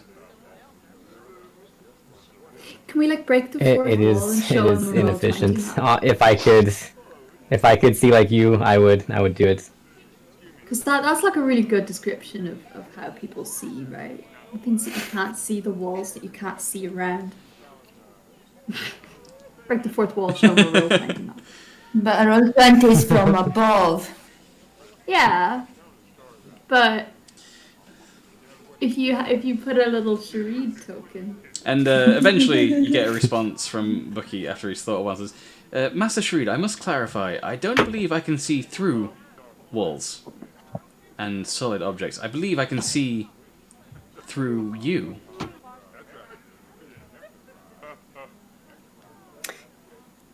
What do you mean? So you can see anything that I see? And again, he makes reference to the world spinning. He says, I do not understand. It is I see the ceiling, then I see the wall, the floor, and then I see the wall again.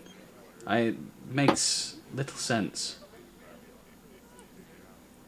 Fanny Boss, hearing this, would make... As we carry you. Where room was that in exactly? Was that That the may have been the backflip? backflip that he's seeing. Do you think maybe you're able to switch between our friends and see what they see? He says, I see all of it. Uh-oh. There's a Red Sea. I'm not quite sure how to understand My that. apologies, Master Shreed. Have I somehow offended you? No. I'm just trying to understand how you see the world. It's very different than how we see it. He says, I did not see this way when I was as I was before.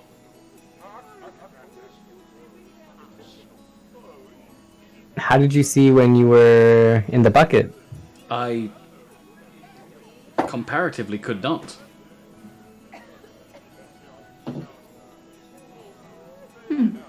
Could you see the same way that we saw it, only in the direction that your eyes were pointing?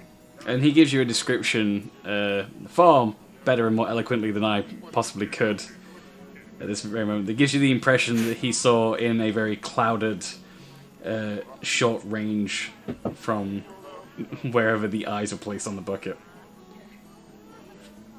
Okay, and now you can see everything in a radius around us. He says, I see, presumably through your eyes, Master Shreed.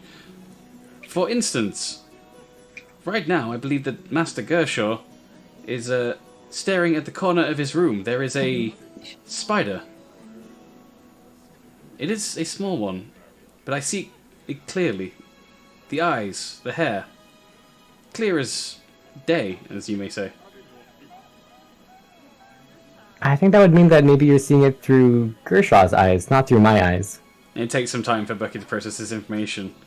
He says, I did not comprehend. I am seeing through Gershaw. Do I get any hint No. of this? But if you're seeing Gersha, then you Okay. can't be seeing through Gersha. Here, let's do a test. I'm gonna close my eyes, and so you won't be able to see through what I'm seeing, and somebody else open their eyes and look at something. Okay, so as you close your eyes, Bucky immediately says to you, I see less now.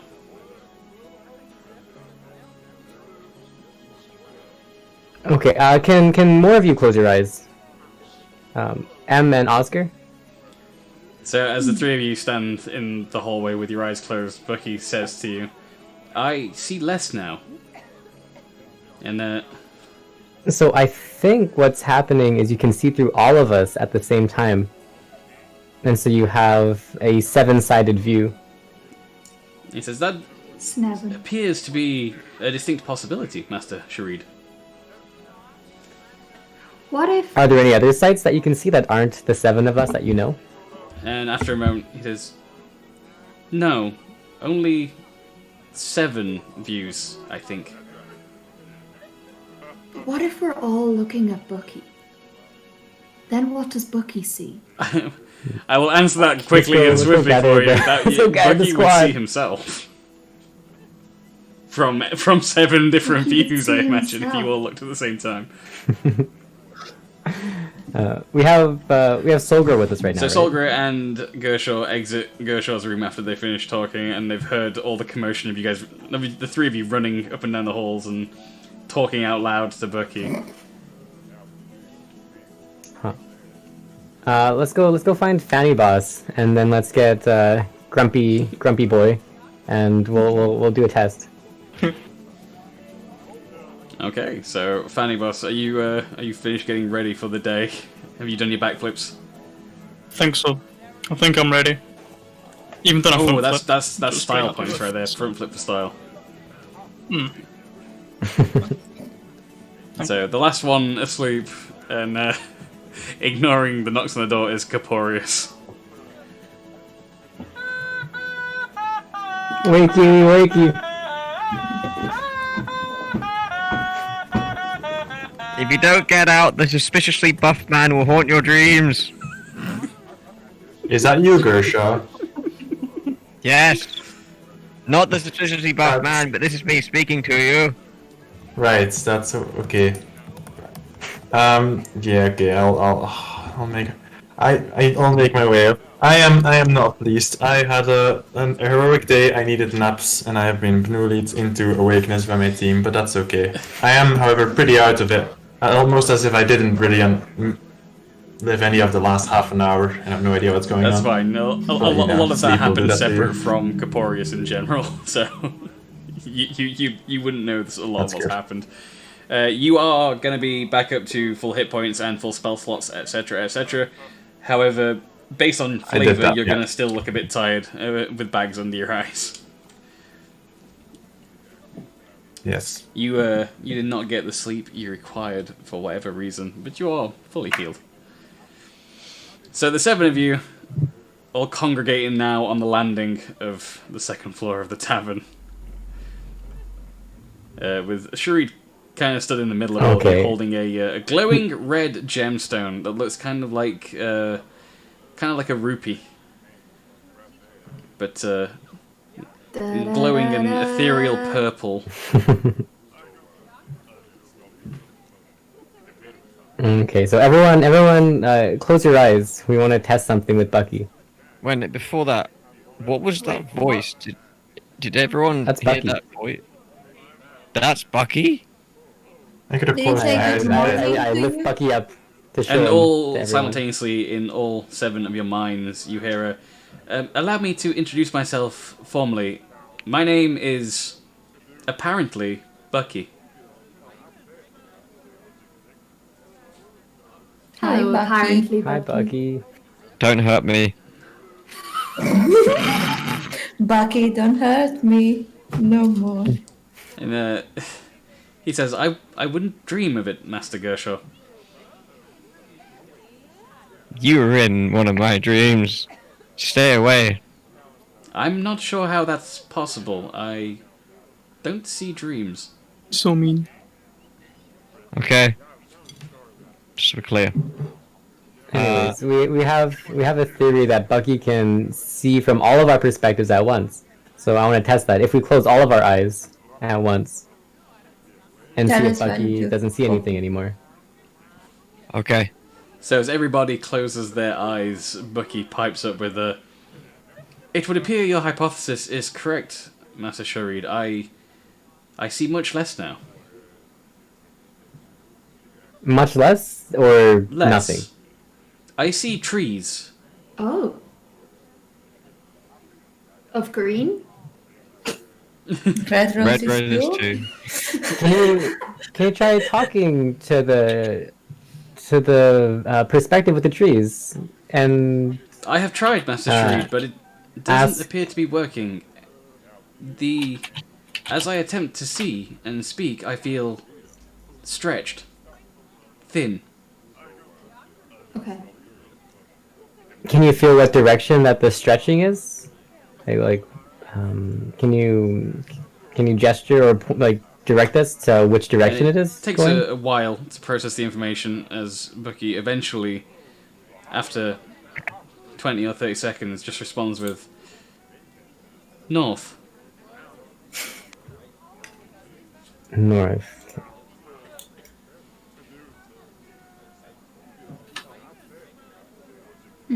What's north from here? Do you guys have any clues? What's happening north? Trees, apparently. Of green. Red roses, too. Out of character, Kawanga and Goodton are north. Yeah, Ish. I was just going to say that we have another concern as well as Bucky being Bucky, apparently. sentient and now And in your mind, Solgra, you hear Bucky's voice. Do you consider me a concern, Master Solgra?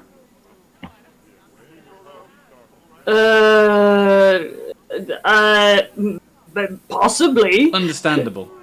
No, possibly. Not I wondered who understandable. would say it. I Don't set you up have for a that nice one. day.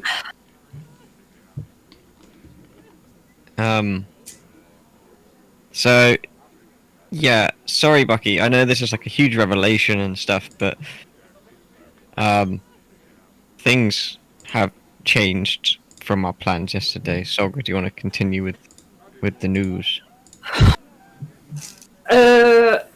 John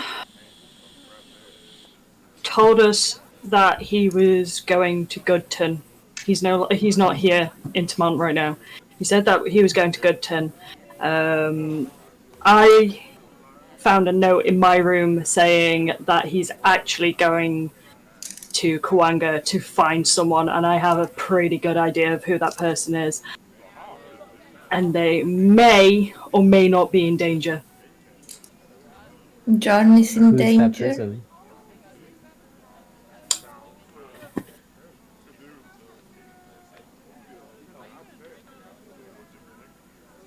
I have a very small feeling that is Vitus's mother. Ooh. What's Ooh. wrong with Vitus has a mom. I think it's a good time to tell you now that John is Vitus's father. What?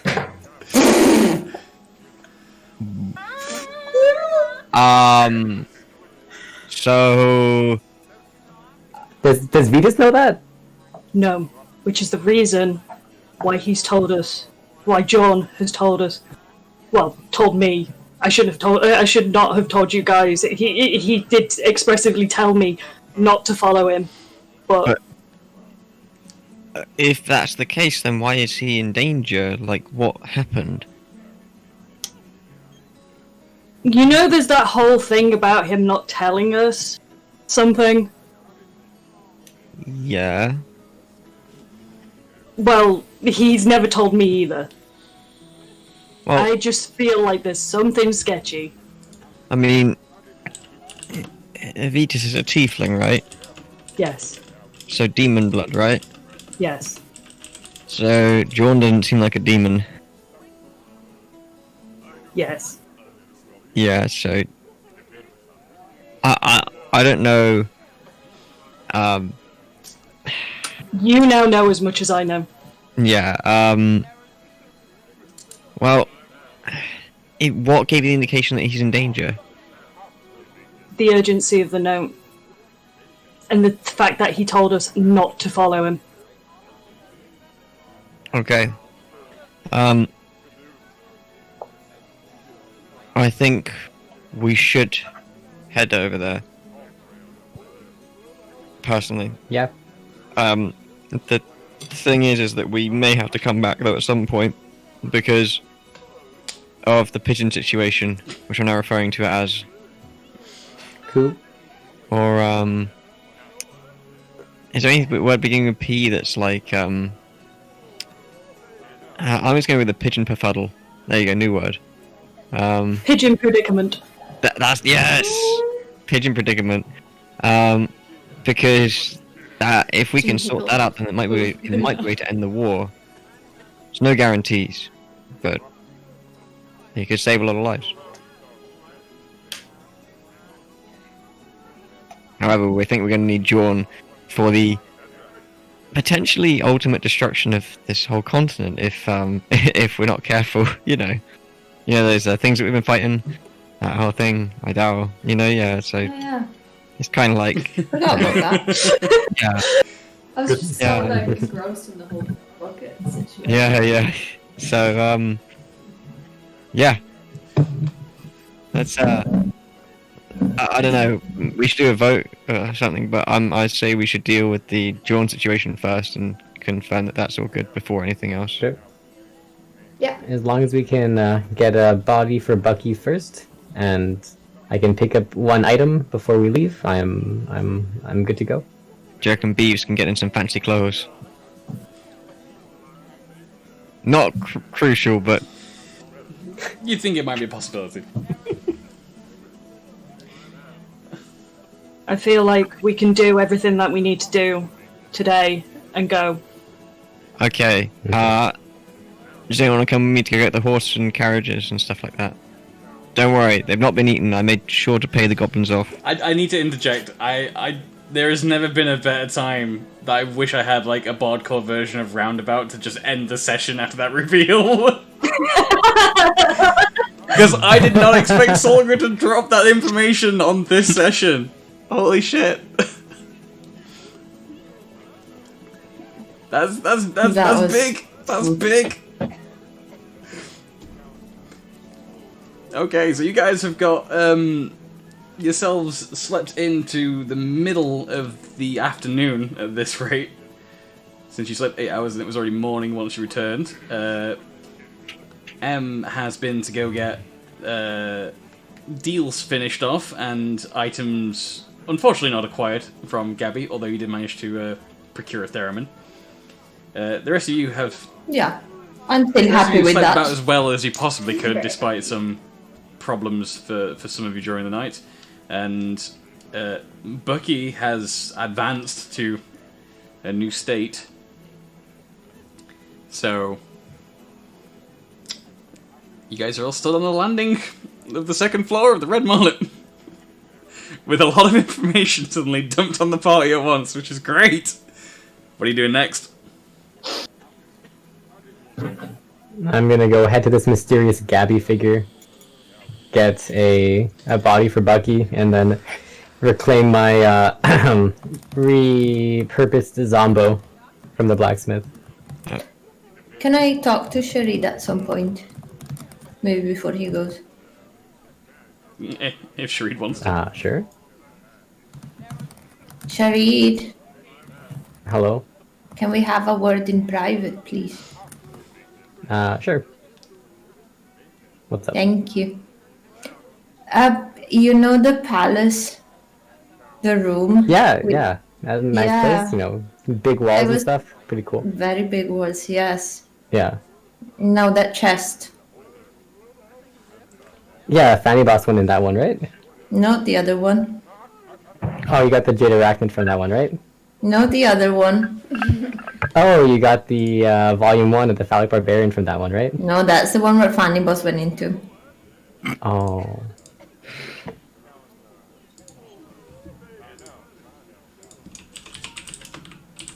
We're gonna just keep Just- silent for the rest of It's just Sharid and M stood in a separate room now, just staring each other down until one of them breaks.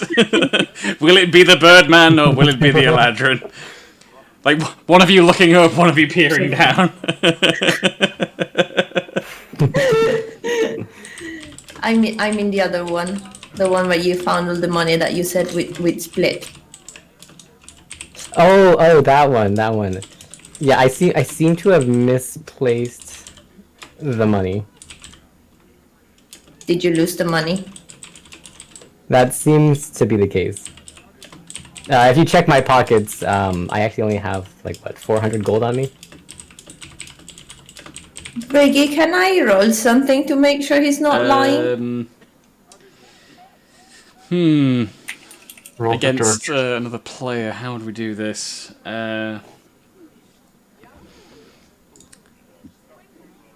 Rolling for Straight initiative. up, like, roll against each other with a straight up d20 roll. That's how I'm going to rule this, rather than using modifiers.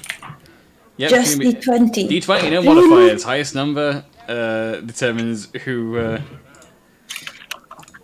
is the better one at lying.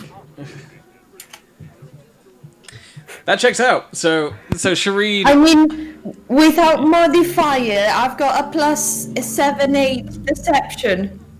And I'm not lying. No, you're not lying. I'm not lying either. So this works out. Yeah, I open my arms wide and say, you can pat me down. I only have like 500 gold. The money truly is gone. What happened to that money? Like I said, I don't know. I misplaced it somewhere. I'm not sure. Did you not take it from the room? It was a lot of money. I did. I took it from the palace, and somewhere along the lines, it just like fell out of my pockets or something. Are you being robbed? That is a distinct possibility. I'm watching you, Sharid. You're my friend, but I'm watching you, and now I don't trust you You anymore. get the distinct impression, as best you can from knowing Shree for a while, that he's not lying to you. I'm sorry, I almost not trusted you, Sharid. It's okay. Do you want a good berry? Yes, please. Okay, I give Em a good berry. Thank you. And you know that the time we went flying was the most fun I've had in all my life. It was very fun. It You was can fun. go for another trip whenever you want. Thank you. Can I give Sharid a hug? I mean, that's not for me to answer. Sure. Go for Okay, I it. give Sharid a hug, and then I like, bye. Oh, actually, Bye. no.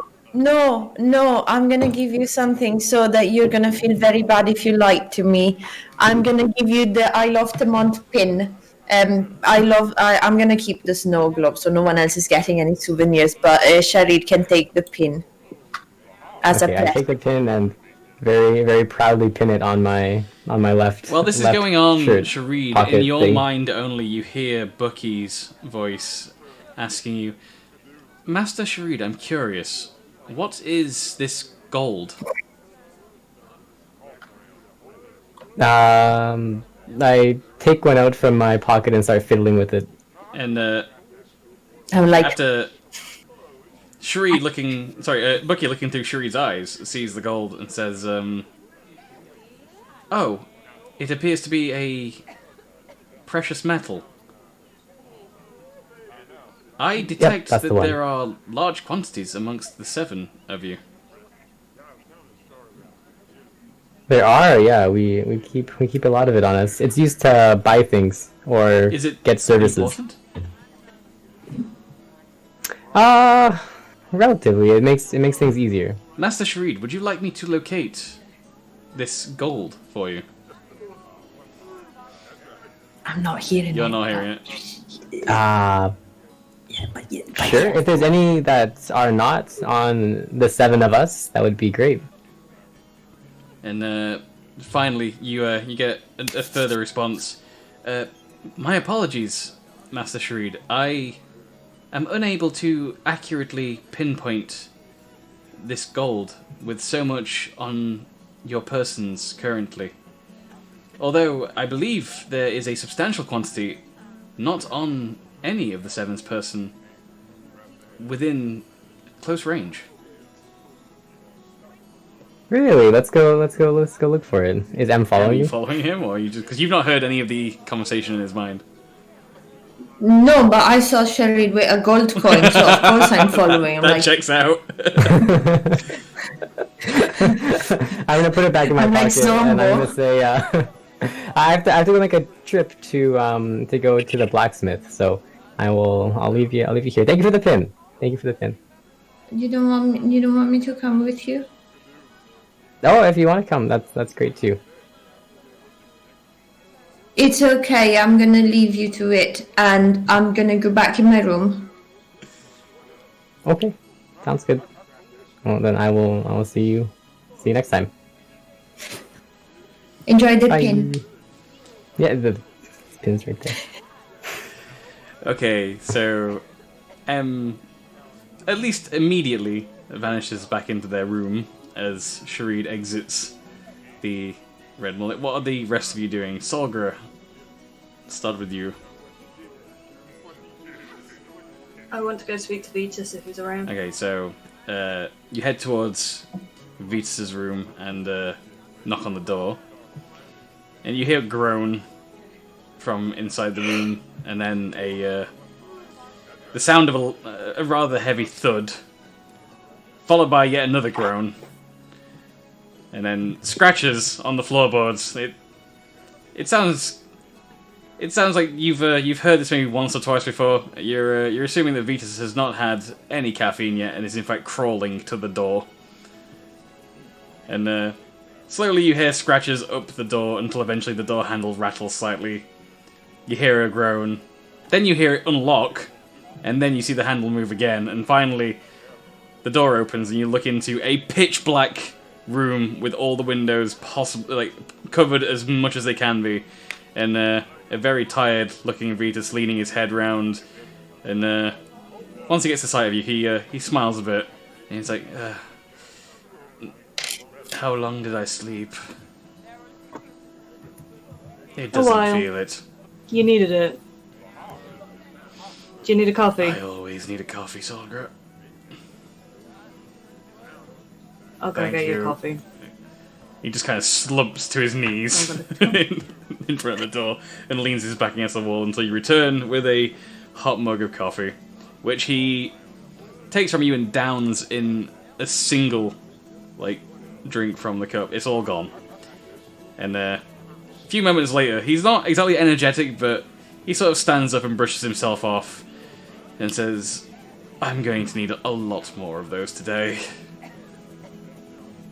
This shit's gonna kill you if you keep drinking it. I'd rather be awake than asleep.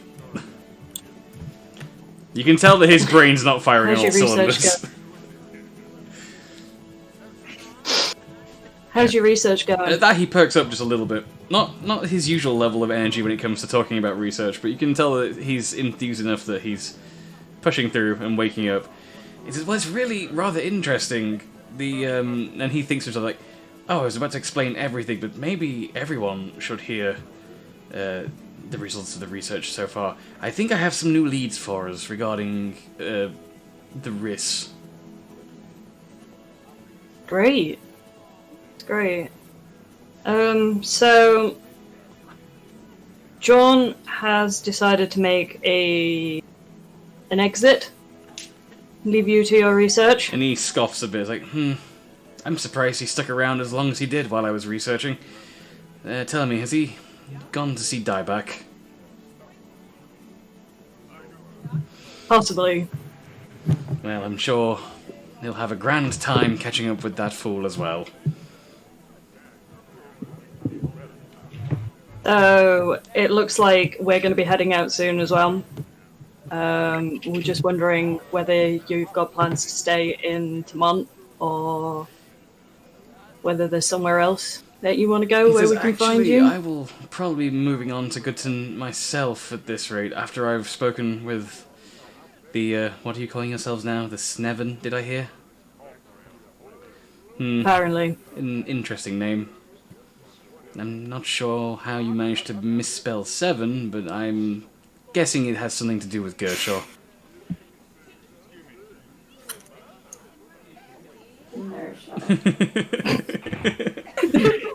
What? Sorry. Are the entire party here currently? Not at the moment. I believe that Sharid has disappeared off to run some errands, so when he gets back, we'll reconvene. He says, I'd hoped to do it sooner rather than later. It's okay, I will run the details by the 6 of you that are here, and you can pass on the information to Sharid once you see him. I would like to drink many more coffees and then be on my way, so I might be able to catch up with John before he does anything stupid. Well, go get another coffee. We will... Where's the best place for us to He says, reconvene? assuming we still have the majority of this tavern to ourselves, I will meet the party downstairs once I have consumed at least 3 more cups of coffee. And he walks past you down the hallway in a very fancy dressing gown for a sorcerer. It's a mostly black dressing gown, but it has like a flame pattern on it. He thinks he looks very dashing and cool. The rest of you that see it are going to immediately assume he looks not cool. Cringe, if such a thing exists in Edith. So, just before I go and grab everyone to kind of get them to go downstairs, the first person I'd like to go see is Caporius. Dun dun dun. Oh god. Okay, so Caporius, are you still Yes. upstairs, or have you moved downstairs in the tavern at this point since the landing? Let's say I'm slowly starting to make my way down. Okay, so Salga, you've seen Caporius mulling around, but not actually headed downstairs just yet. He looks about as energized as Vitus does.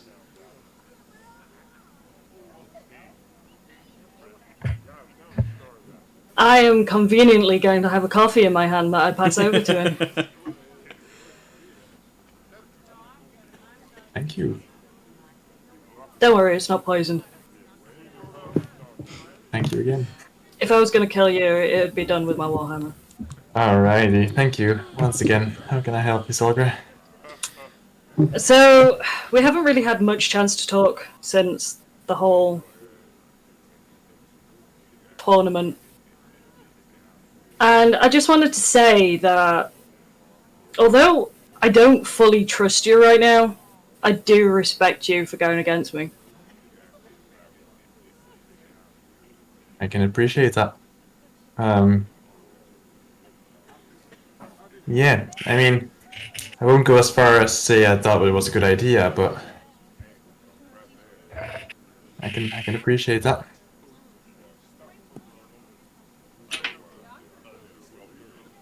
Especially because you didn't use your magic. You'd think that, you know, most of your type wouldn't Dragonborn? hesitate. No, Warlock. I have nothing against the Dragonborn. I wouldn't hesitate to, you know, play dirty if they needed to. So, I respect you for that. Glad to hear that. And we're meeting downstairs with Vias. Less glad to hear that. Do you not like Vitus, or do you not like Alright, well. meetings? Not at this time of day. It's fine, I didn't get much sleep either. The meeting's going to be led by someone just as Well- tired as you are, Caporius. I appreciate you saying that, though. Yeah, I don't really know what else to say. And I just Appreciate you turn saying on that. my heel and saunter off anyway, so... That's. I imagine myself just standing in the hallway, just. Turns and walks awkwardly down the stairs. Okay, so, and I'm guessing the rest of you at some point are going to make your way down as Solga gathers you up. Is there anything you want to do in the interim? I have a feeling that you had an ulterior motive. Yeah, I sent you a DM saying that I want to read the books. Okay, so But if I don't have time, and that's right. I just wanted to clarify that you were going to be reading the books and not doing something else of a roguish nature. Well, can I open the envelope instead of reading the books then? Okay, yeah. So you open the envelope, and within you find a piece of parchment with a stamp on it that instructs you to trade it in at your soonest opportunity with a Thieves Guild official for the sum of 5,000 gold pieces for completing the theft of a very rare and very powerful artifact. And also attached to this letter is a separate note signed by Jacob, which amongst the information written on it is essentially it's everything that you already know at this point, pointing to the potential truth of the identity of Esme, and but also it lists a location for her as primarily Stumpleton, and known to operate out of Tamont and also Coanga. That is all the information Jacob managed to gather for you, and that is what he included along with the letter for you for doing this task for him. In my head, I think, thank you, Jacob. Right. In it. You don't, as of yet, though, understand how yep. the sort of slip works in order to get paid. It says you're entitled to 5,000 gold. No. You just no one really inducted you into how this works, so you're gonna have to try and figure that out. Well, on this continent or in general, it though. doesn't list a location as much as it lists a organization. Okay. And it's. Should we talk about this in DMs? But just for later? now, you know that the organization listed on there, it's 3 letters long, it's an abbreviation, and it's GST. Yeah, which is what they said in the tavern thing. Okay. Some people might have figured out what that stands for already, I don't know. Government sales tax. No. Great Stumpleton. Close. Great Stumpleton.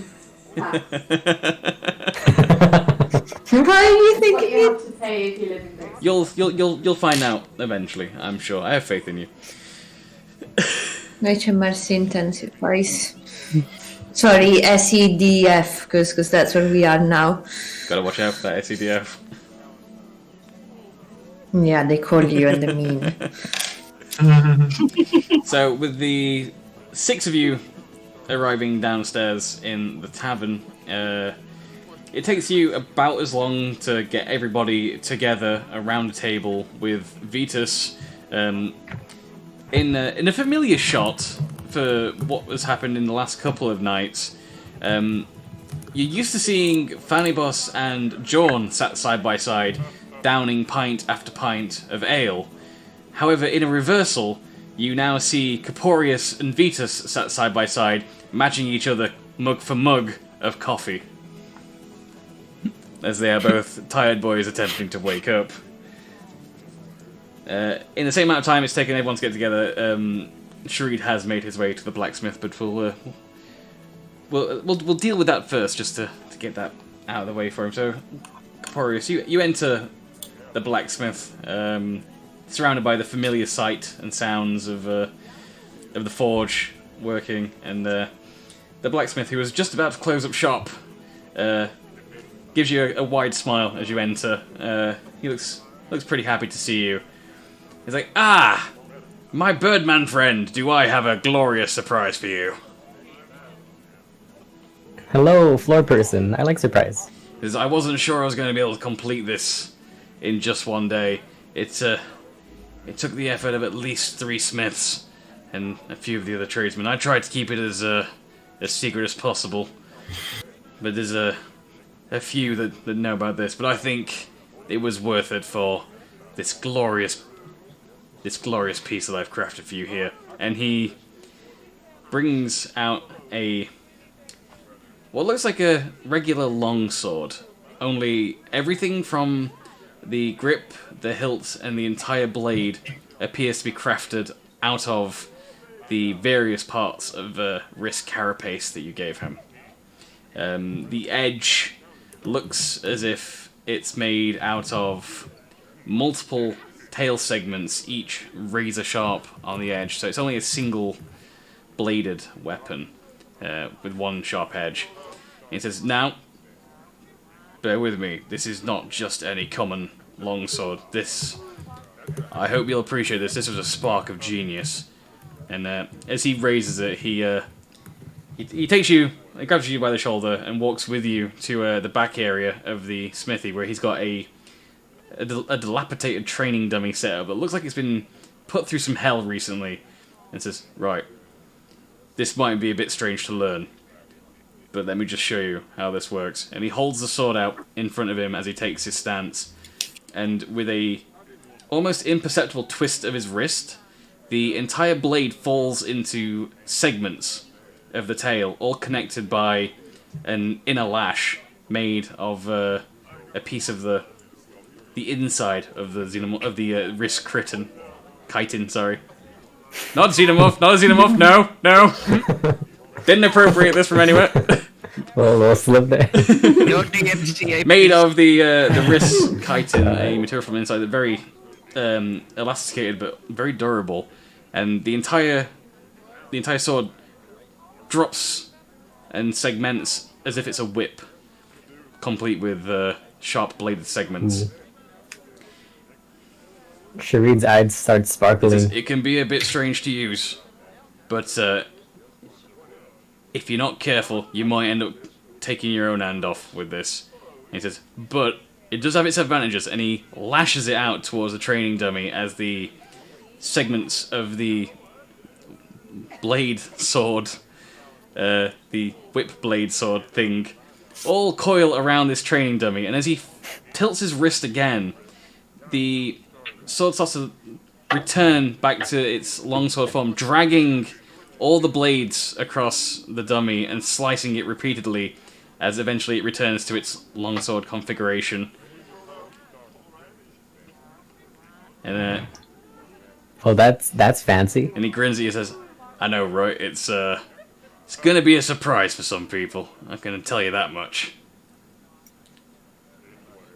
How does it work? How do I try this thing? He takes your hand and places the hilt in your hand very carefully, and after 4 or 5 minutes of him explaining things over and showing you how to make the correct motion, you're pretty much able to change the configuration at just the minor, almost imperceptible flick of your wrist to go from sword to longsword.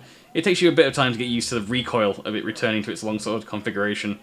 Although you're not used to the heft and the weight when it's in its longsword configuration, so you don't think that this would this kind of weapon wouldn't mesh well with your monk fighting style if you were to attempt to go into punchy mode. It would definitely take all of your effort to concentrate on using this weapon. Right. You can also call it a bladed whip, by the way. I looked online at actual whip swords that exist in reality, and there's a bunch of different names. I'm like, no, we're not going to do that. What the blacksmith is going to do is he's going to look at Sharid and say, I have never made anything that looks like this before or works like this. And since you are the man that gave me all the materials and the inspiration, I think you should get the honor of naming such a weapon.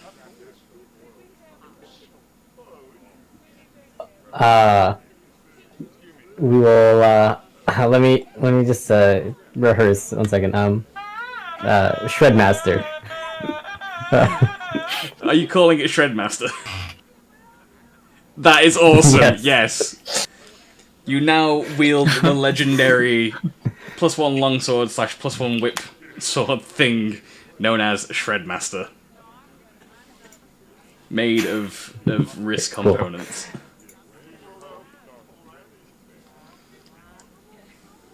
The only one word in Eric Cochran that sounds like something in common. And he completes the transaction with you and takes the remainder of the payment off you because you paid half before and then half after, right? Is that how? Yeah. Mm-hmm. So with that, you what's the remaining half? I don't remember how much I have to pay him. I think it was discounted because you gave him the materials for it. So I think it was like 50 gold before, 50 gold after. Yeah. On top of losing your Zombo. Okay, sure. That's right. I'll give him 65 just to. He is show very appreciation. happy with that fact, and he says to you, I tried to use as much of the materials as possible in the one weapon, but whatever that thing was, I've still got some parts left over. I'm trying to think up some more ideas. I probably can't make anything quite as complex or impressive as the Shredmaster here, but I might be able to. Any thoughts of just stringing some of the shells together to make an armor or something? He thinks I considered that, but I feel like I'd need maybe 2 or 3 more of those creatures that you brought me in order to make a viable set of armor. I think I maybe have enough left to maybe fashion some form of dagger, potentially. Although I'm not certain. I used all the best parts I could salvage for that weapon there. Well, if you could make a dagger, that'd be much appreciated. I'll certainly try. and I'll see what I can do about finding more material. If you can keep bringing me these strange and rare materials, I'll do my best to make you some of the best weapons I've ever crafted. Very cool. Although I How quickly do you think you can make a dagger, if it's not too assuming complicated? the parts are up to standard and I can actually work with them, I could probably have a rudimentary dagger made from this material by the end of the day if I started working now, although that would cost extra because I wanted to go home, but considering that you've brought me some of these interesting things, I could be convinced to keep working into the night. Yeah, well, if you just name a price, I'll throw in a bit extra for delivery, but if you could bring it to the Red Mullet once it's done, I'd be happy to pay. Of course, for a dagger, I'd probably say another 100 gold if I'm planning to deliver it and stay awake.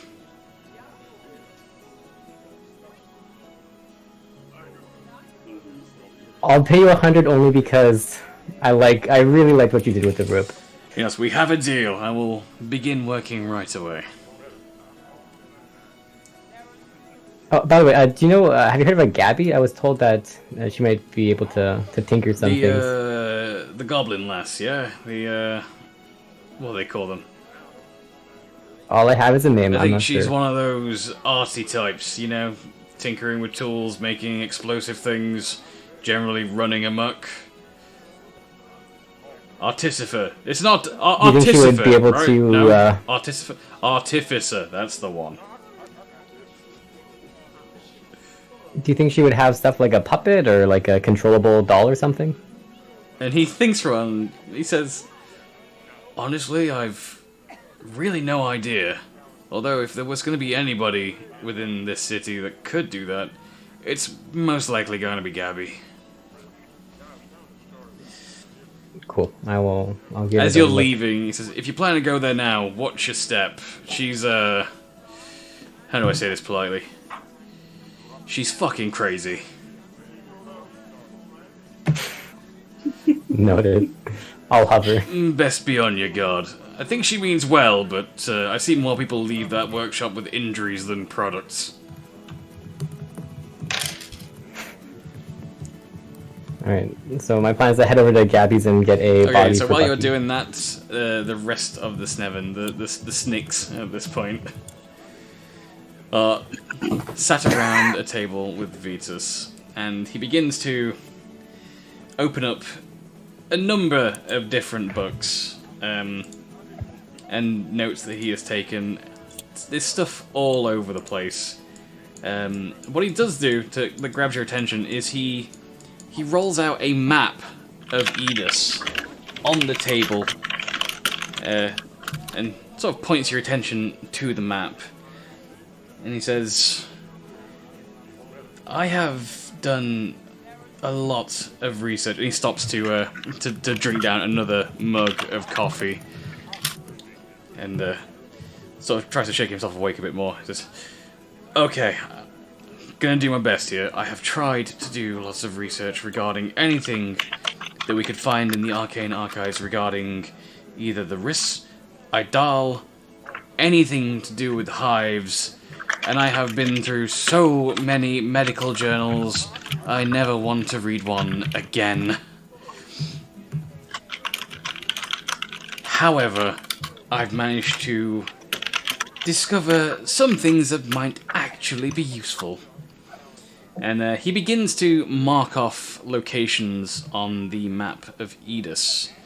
The first location he marks off is Corvusel, to the south, the Orcish city. He marks off Goodton on the map. He marks off Dehor Orim, the dwarven capital. He marks off Orathlon, and he marks off Dathor. And finally, he marks off Kerhar. And then he says, "These aren't just major cities and settlements on Edis.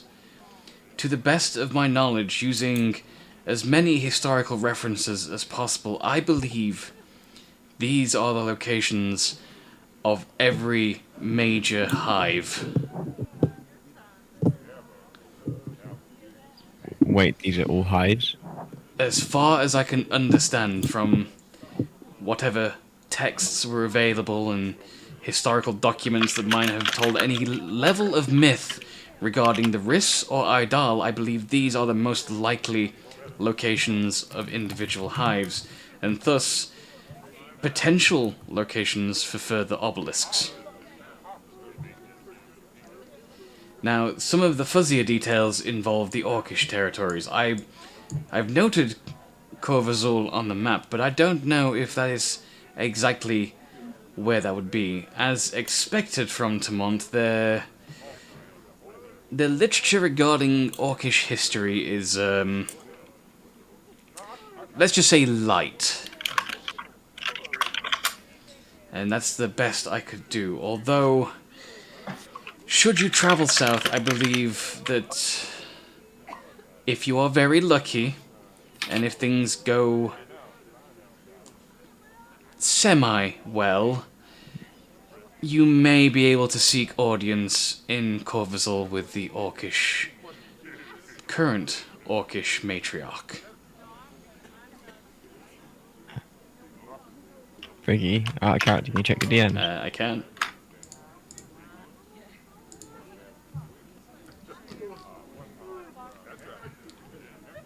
Who has dropped? No one.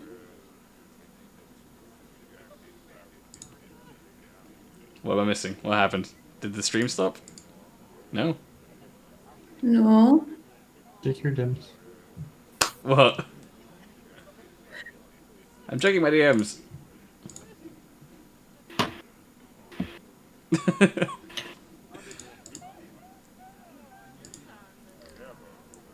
Oh yeah, we are. Yeah, it's almost there.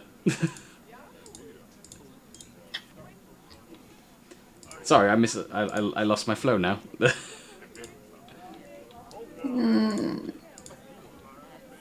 The Orc. Oh yes, the Orcish Mistress, not matriarch. Mistress, So yes, matriarch, not Mistress. who, as Vita says, a former member of the Order of the Sacred Flame. I believe Jorn has mentioned her before. Of course, Ragash Firesong. She would be the best if you can actually make it as far as Corvazul without being mercilessly attacked. Then you should be able to, hopefully, speak with her and gain her assistance in discovering the hive there.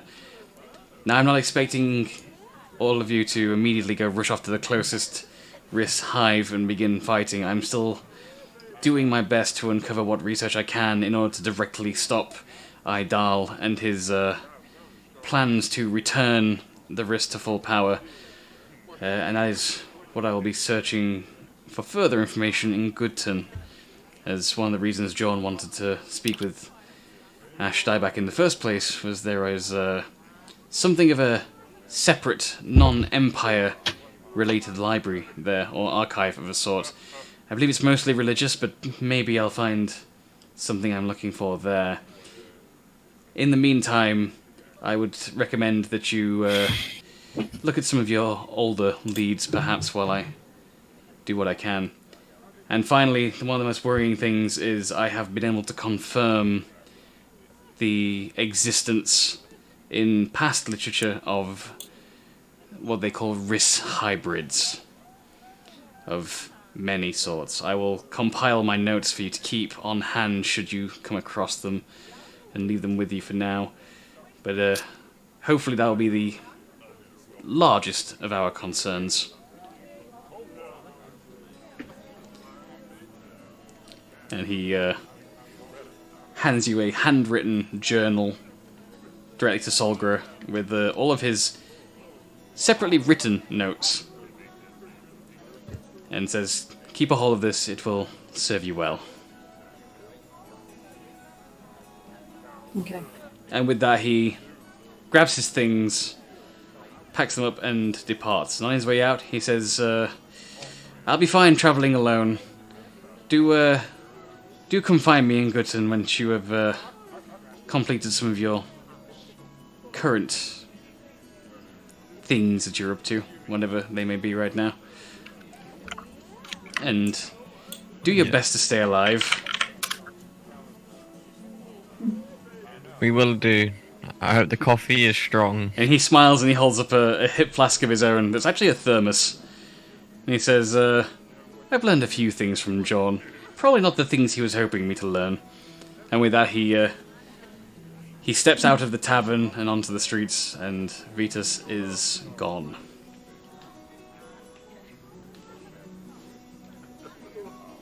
Yeah. And so that leaves Cactus separate, well, sorry, Shreed separate to the rest of the group, and all 6 of you about to make your next move, wherever that may be. And that seems like a good place, now that I've exposited all that information to you guys, to end tonight's session.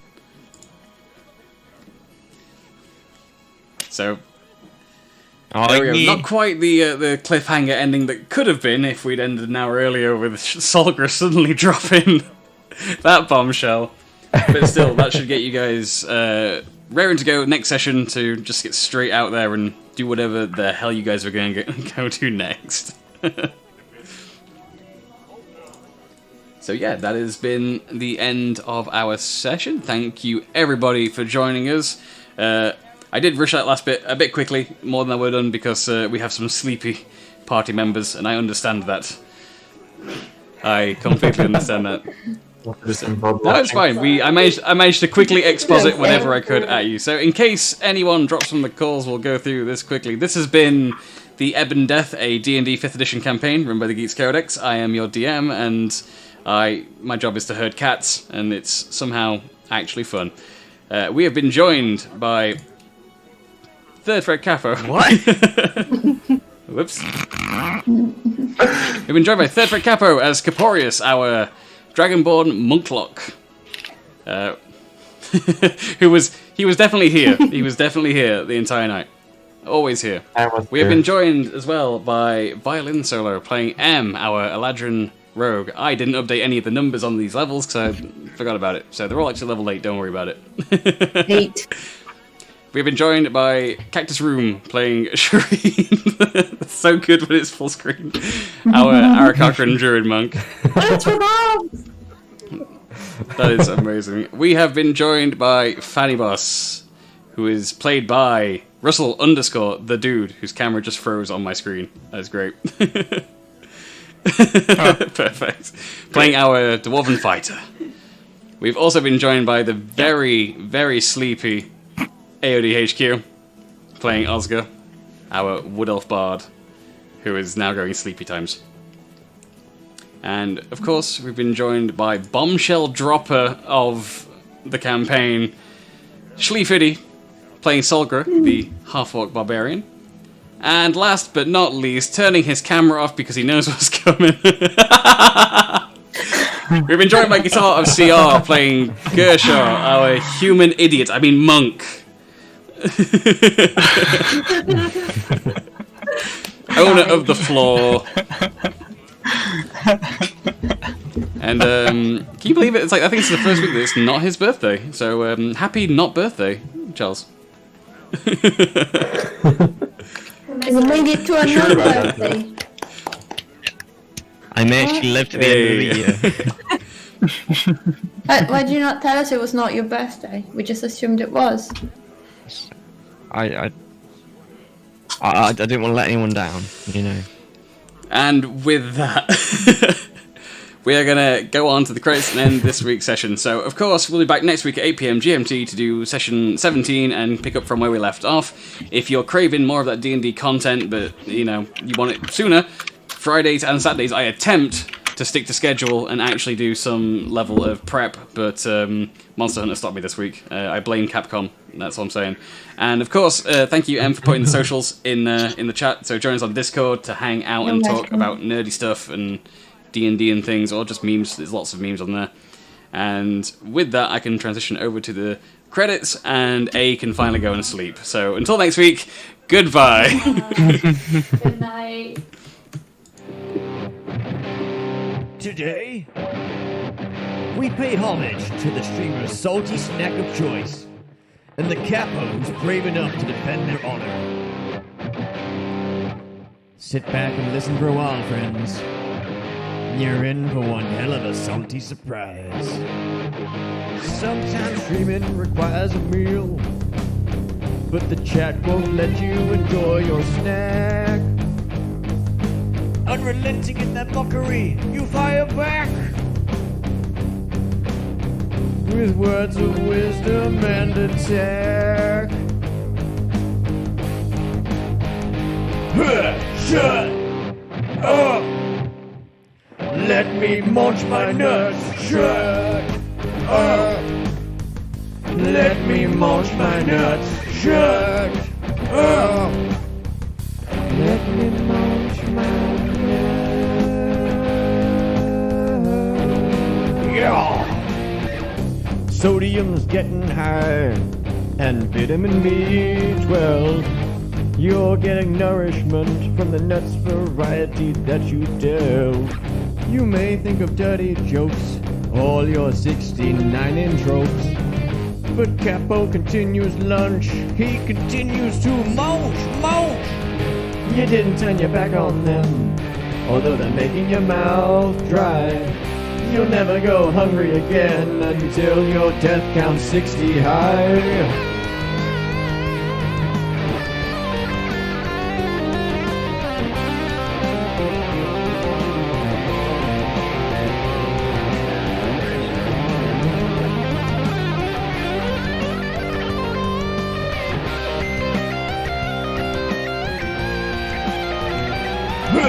Shut up! Let me munch my nuts. Shut up!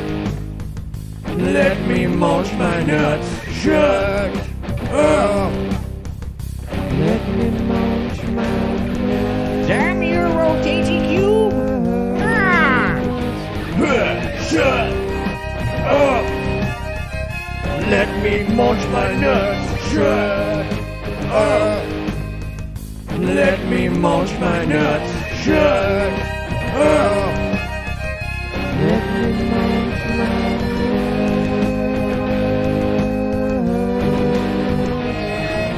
Shut up! Let me munch my nuts. Shut up! Let me munch my nuts. Yeah! That was a fucking jam! Today, we pay homage to the streamer's salty snack of choice, and the capos brave enough to defend their honor. Sit back and listen for a while, friends. You're in for one hell of a salty surprise. Sometimes streaming requires a meal.